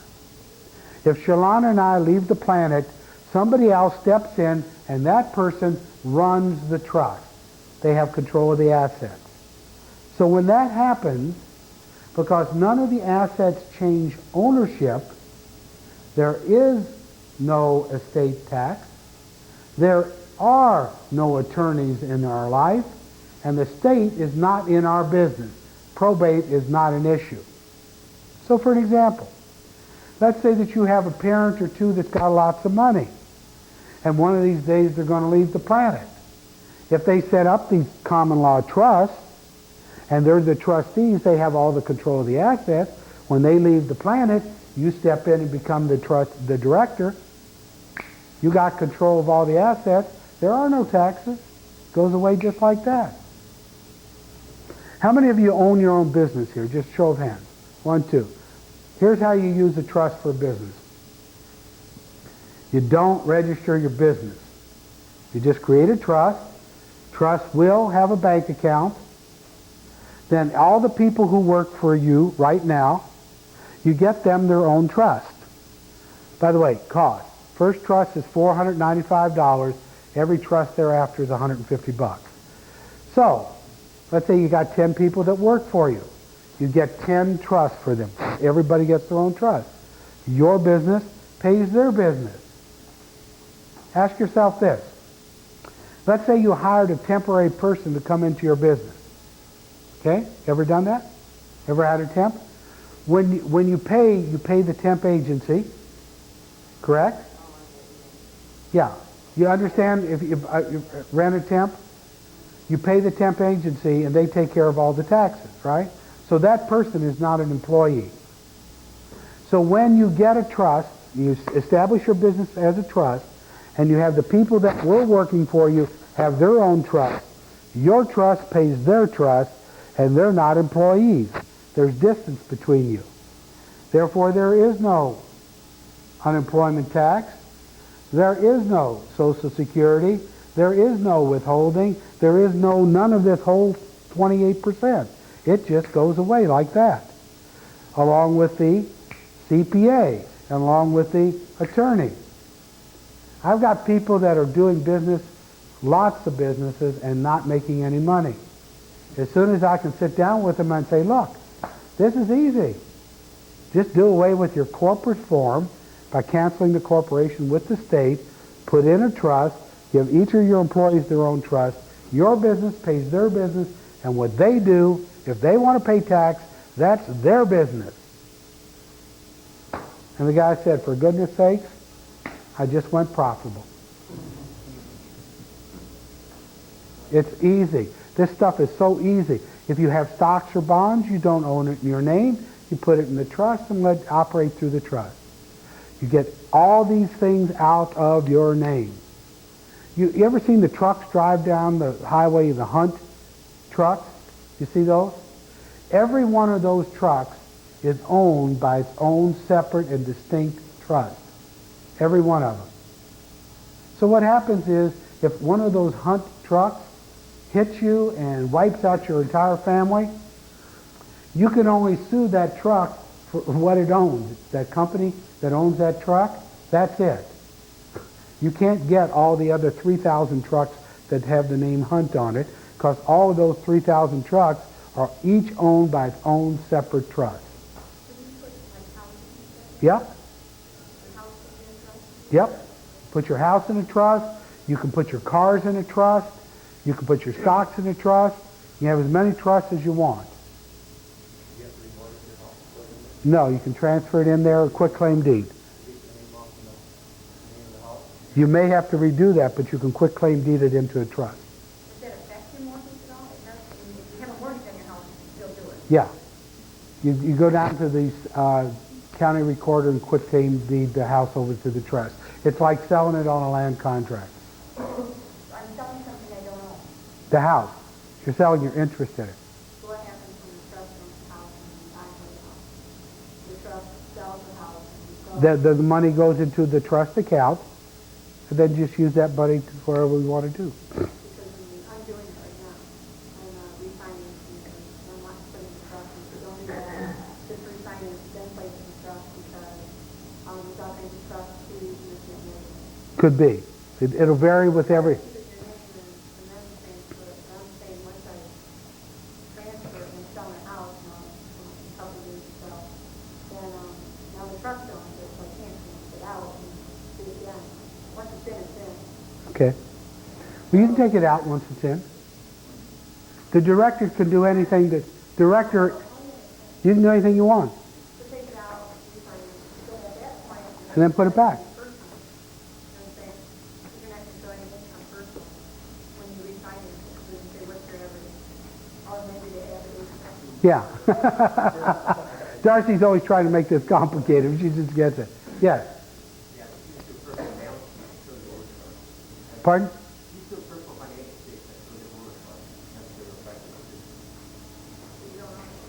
Those banks are getting fussy with you. They say, you don't want the directors of that, and then you got access to that money. I didn't hear, though, the rest of it. You faded out. You got to a point where you say, okay, I don't own it. Yes. But they say, well, I got to pay this next mortgage or something. And you say, well, I don't own anything, but I have to get off income from the trust. Yes. Maybe you look at it as one of your personal assets, and they actually call it personal finance. Possible.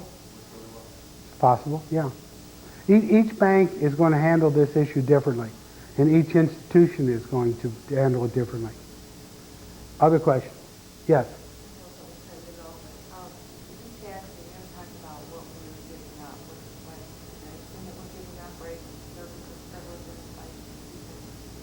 Slavery.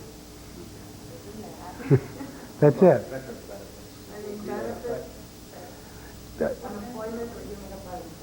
What you're giving when you detax, you're giving up slavery, so you're not paying into Social Security. You need to begin to take care of yourself. You're not eligible for Medicare. Sure. Yeah. On your Social Security? Yeah, you can still collect it if you want. Pardon? Yeah, once you're vested in Social Security, it's doubtful they'll give you your money back, so that even though you sever it, it's entirely possible that you'll be there. But there's something else that's going to happen now, and I want to go through this with you so that you'll be aware of it. In order to bring this thing to a crescendo, to have this happen, and what I'm talking about happening is to evolve the system, I have stepped forward and decreed April the 15th to be a national day of prayer and fasting, in which we the people are to seek divine guidance to return the country to its constitutional heritage. This time, instead of praying for Messiah to come and bring peace to the planet, as a gift, you're to bring peace to the Messiah. You're totally capable of doing this. On April the 15th, take the day off, spend it in prayer, spend it with your family, and fast. And ask for divine guidance. Ask what you can do to make this happen. By getting enough people in play on April the 15th, we will move ahead in time to July the 24th, which is the last day of a Jubilee year, which began by counting time differently using a Mayan calendar, which you have a copy of. By that time, if we have done our work properly, the government can put on notice that enough people have gotten the issue and that their time is really numbered. That's what's going on now with the flat tax. So many people are getting it that they hope to divert everyone's attention. I want a flat tax, flattened to zero. That's flat enough for me. Okay? Then, in July the 24th, the bankers can put in play a legitimate form of money. You can do this. It's simple. You simply remove all private ownership of the banks, return to the Federal Reserve to under the government. Banks only lend what they have, cancel out all the debts, and people are free. They'll try to tell you this is crazy, but this is how you can get out of it. And at that point, coming up to November, you will decide what you want to do. You'll understand that Steve Forbes has picked up on something, and of course he can buy all the TV time he wants, but he's not telling you the truth. Rush Limbaugh is not telling you the truth. I may not be telling you the truth, but at least there it is for you to check out. This is not brain surgery. Call up the Federal Reserve and ask them who owns it. You know, this is easy. But it is going to create a disruption. It has to. What is the disruption like? Well, if you only have to work 2 days a week, it may look like chaos. You may not know what to do. Those who fish automatically know what to do. But at any time people are put in a condition where there's a disaster, the best comes out of you. And you have to trust it. You have to trust yourself and have the faith in the God within. That's the only thing that you can do. You have to absolutely trust yourself and have faith in the God within. Because that's the only thing that you got. All other things are meaningless. It's just so much stuff to keep you busy. That's all it is.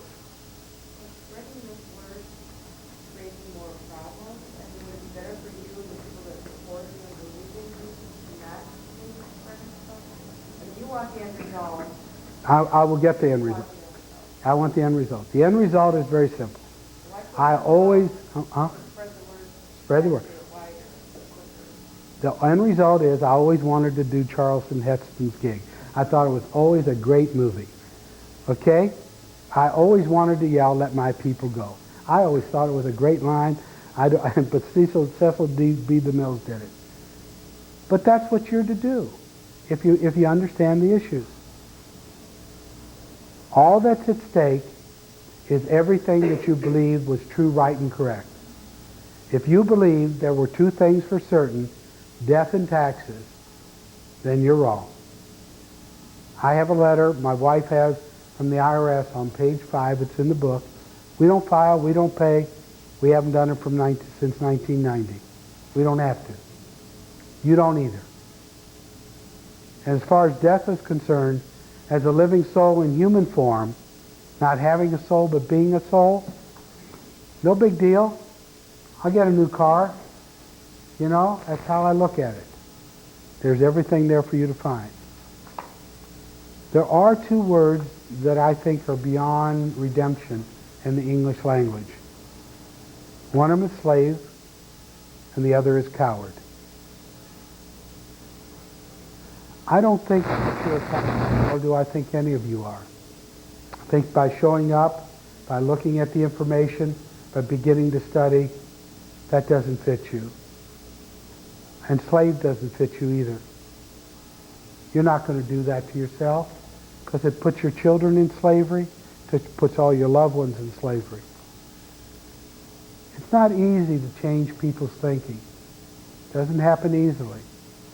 It happens when it changes in you.